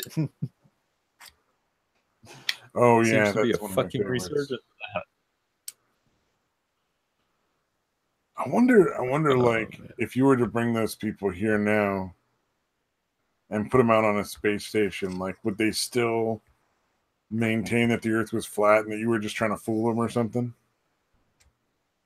It's I mean, if you went back to like the like the 1400s, the 1300s, like, you'll fall off the edge of the ocean. Okay, yeah, throw them up into space. Yeah, that it would. I'm sure they would change their mind real quick, or they would think that they're just looking at the one thing, but the rotation is what throws it off. Yeah, like. Okay, you might be able to convince me of, the earth is actually flat if it wasn't moving and I wasn't seeing the continents changing as it's moving. Like, that's bullshit. Yeah, for sure. Like, you're not going to end. Oh, well, it's straight ahead if you look over so far, and it's like, no, it isn't. Your eyes are only going to be able to see so far, you dumb shit. Well, those little things like facts. Well, I mean, if you look at what snipers have to go through in order to complete sniper school, you have to learn all about trajectory. You have to be able to compensate for arc. You have to be able to compensate for wind. I forget what the term is. I'm really fucking tired at this point, but it's the measurement or the equation to calculate. They have to be able to kind of judge it after a while, but it's to go along with the curve and the spin of the Earth. That way, the bullet doesn't just go in a straight line; it hits its target.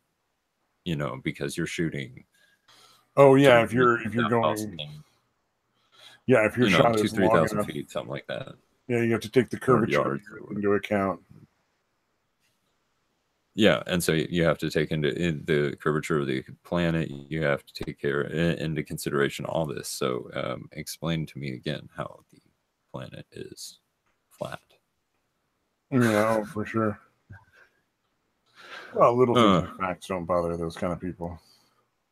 What was it? I saw somebody tweeting out this black dude was it's not about reparations. We want restitution. We want everything back.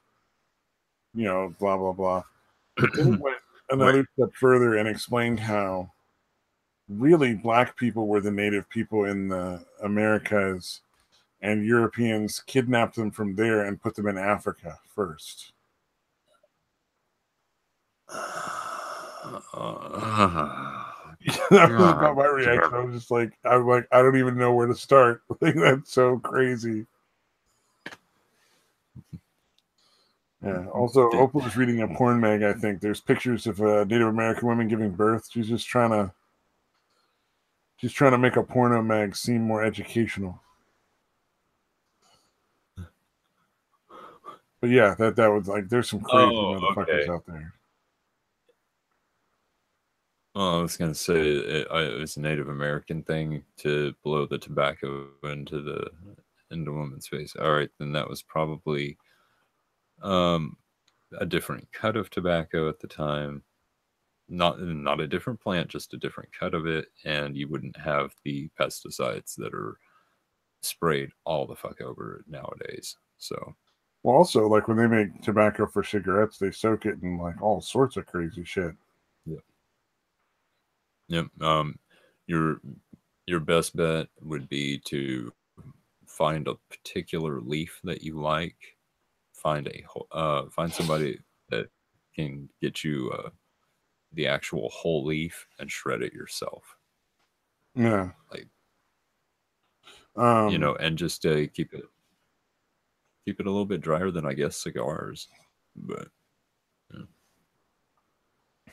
Well, you have to be careful when you're processing tobacco. Just like handling the leaves can give you like tobacco poisoning if you handle it barehanded too much.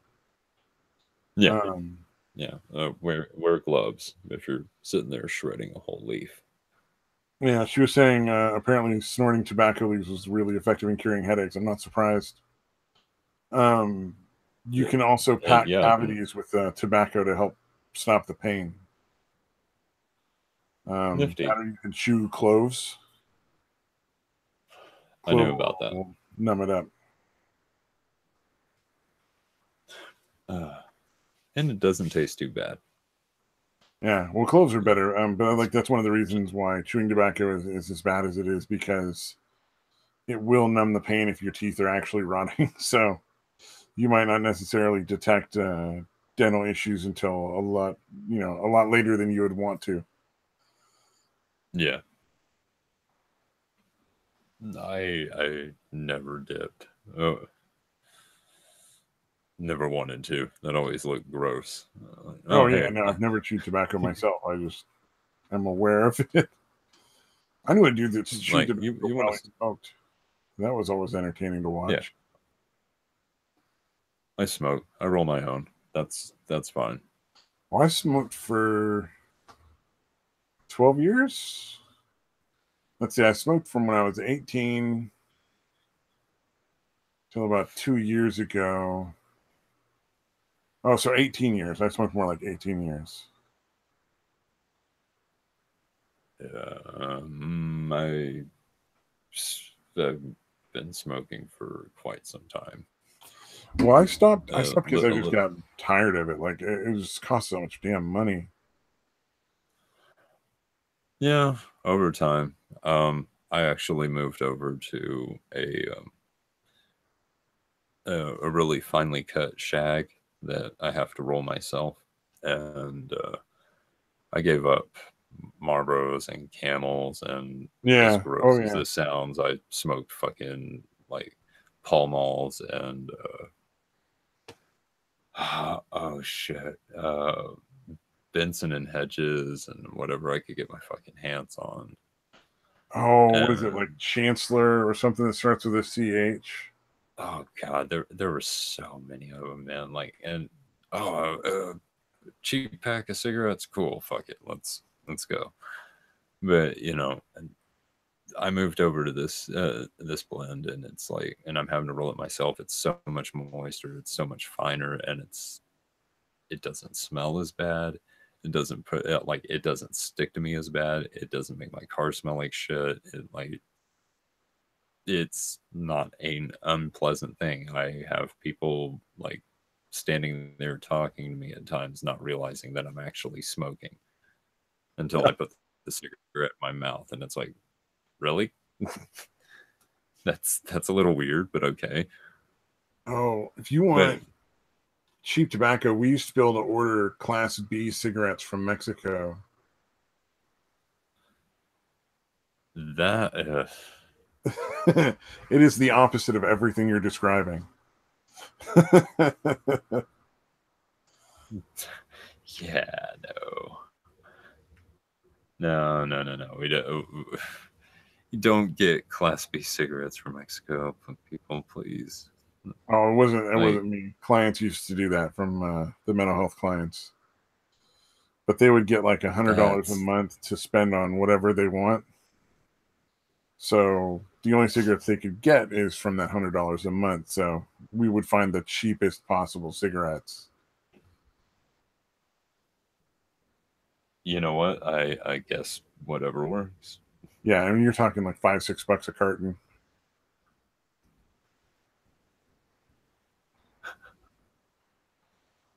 Oh man. I hate saying it, man, but I am starting to fade. So yeah, I was gonna say we should probably call it a night. I think we've done a long, much longer stream than we usually do in the evenings here on Untitled Studios. We drug it out quite considerably longer this time. Yeah. I put down links to Mad Metal Man's YouTube channel and Riffs and Ropes, which is his other weekly hangout. Yes, go sub to that. Go check those out in the description. Anybody who's watching, if anybody's made it this far, I'm amazed. But if they have, definitely go check those out, man.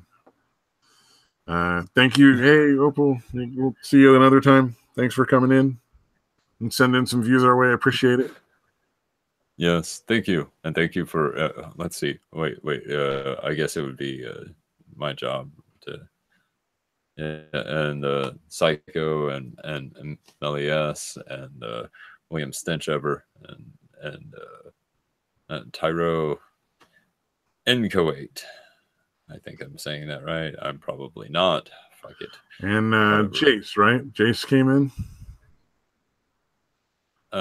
We have Inglehearth. Oh, and Daytwa came in. Daytwa, Inglehearth, and some fellow by the name of Jace something or other. Or Race Jacobson, that's what it was. Oh, Race Jacobson. Yes, he came in as well. So I think we got everyone. We got everyone. Thanks to everybody coming in. Yes, thank you. You guys have a wonderful evening, and thank you for having me on, man. Oh, absolutely, man. All right, so we're going to sign off now.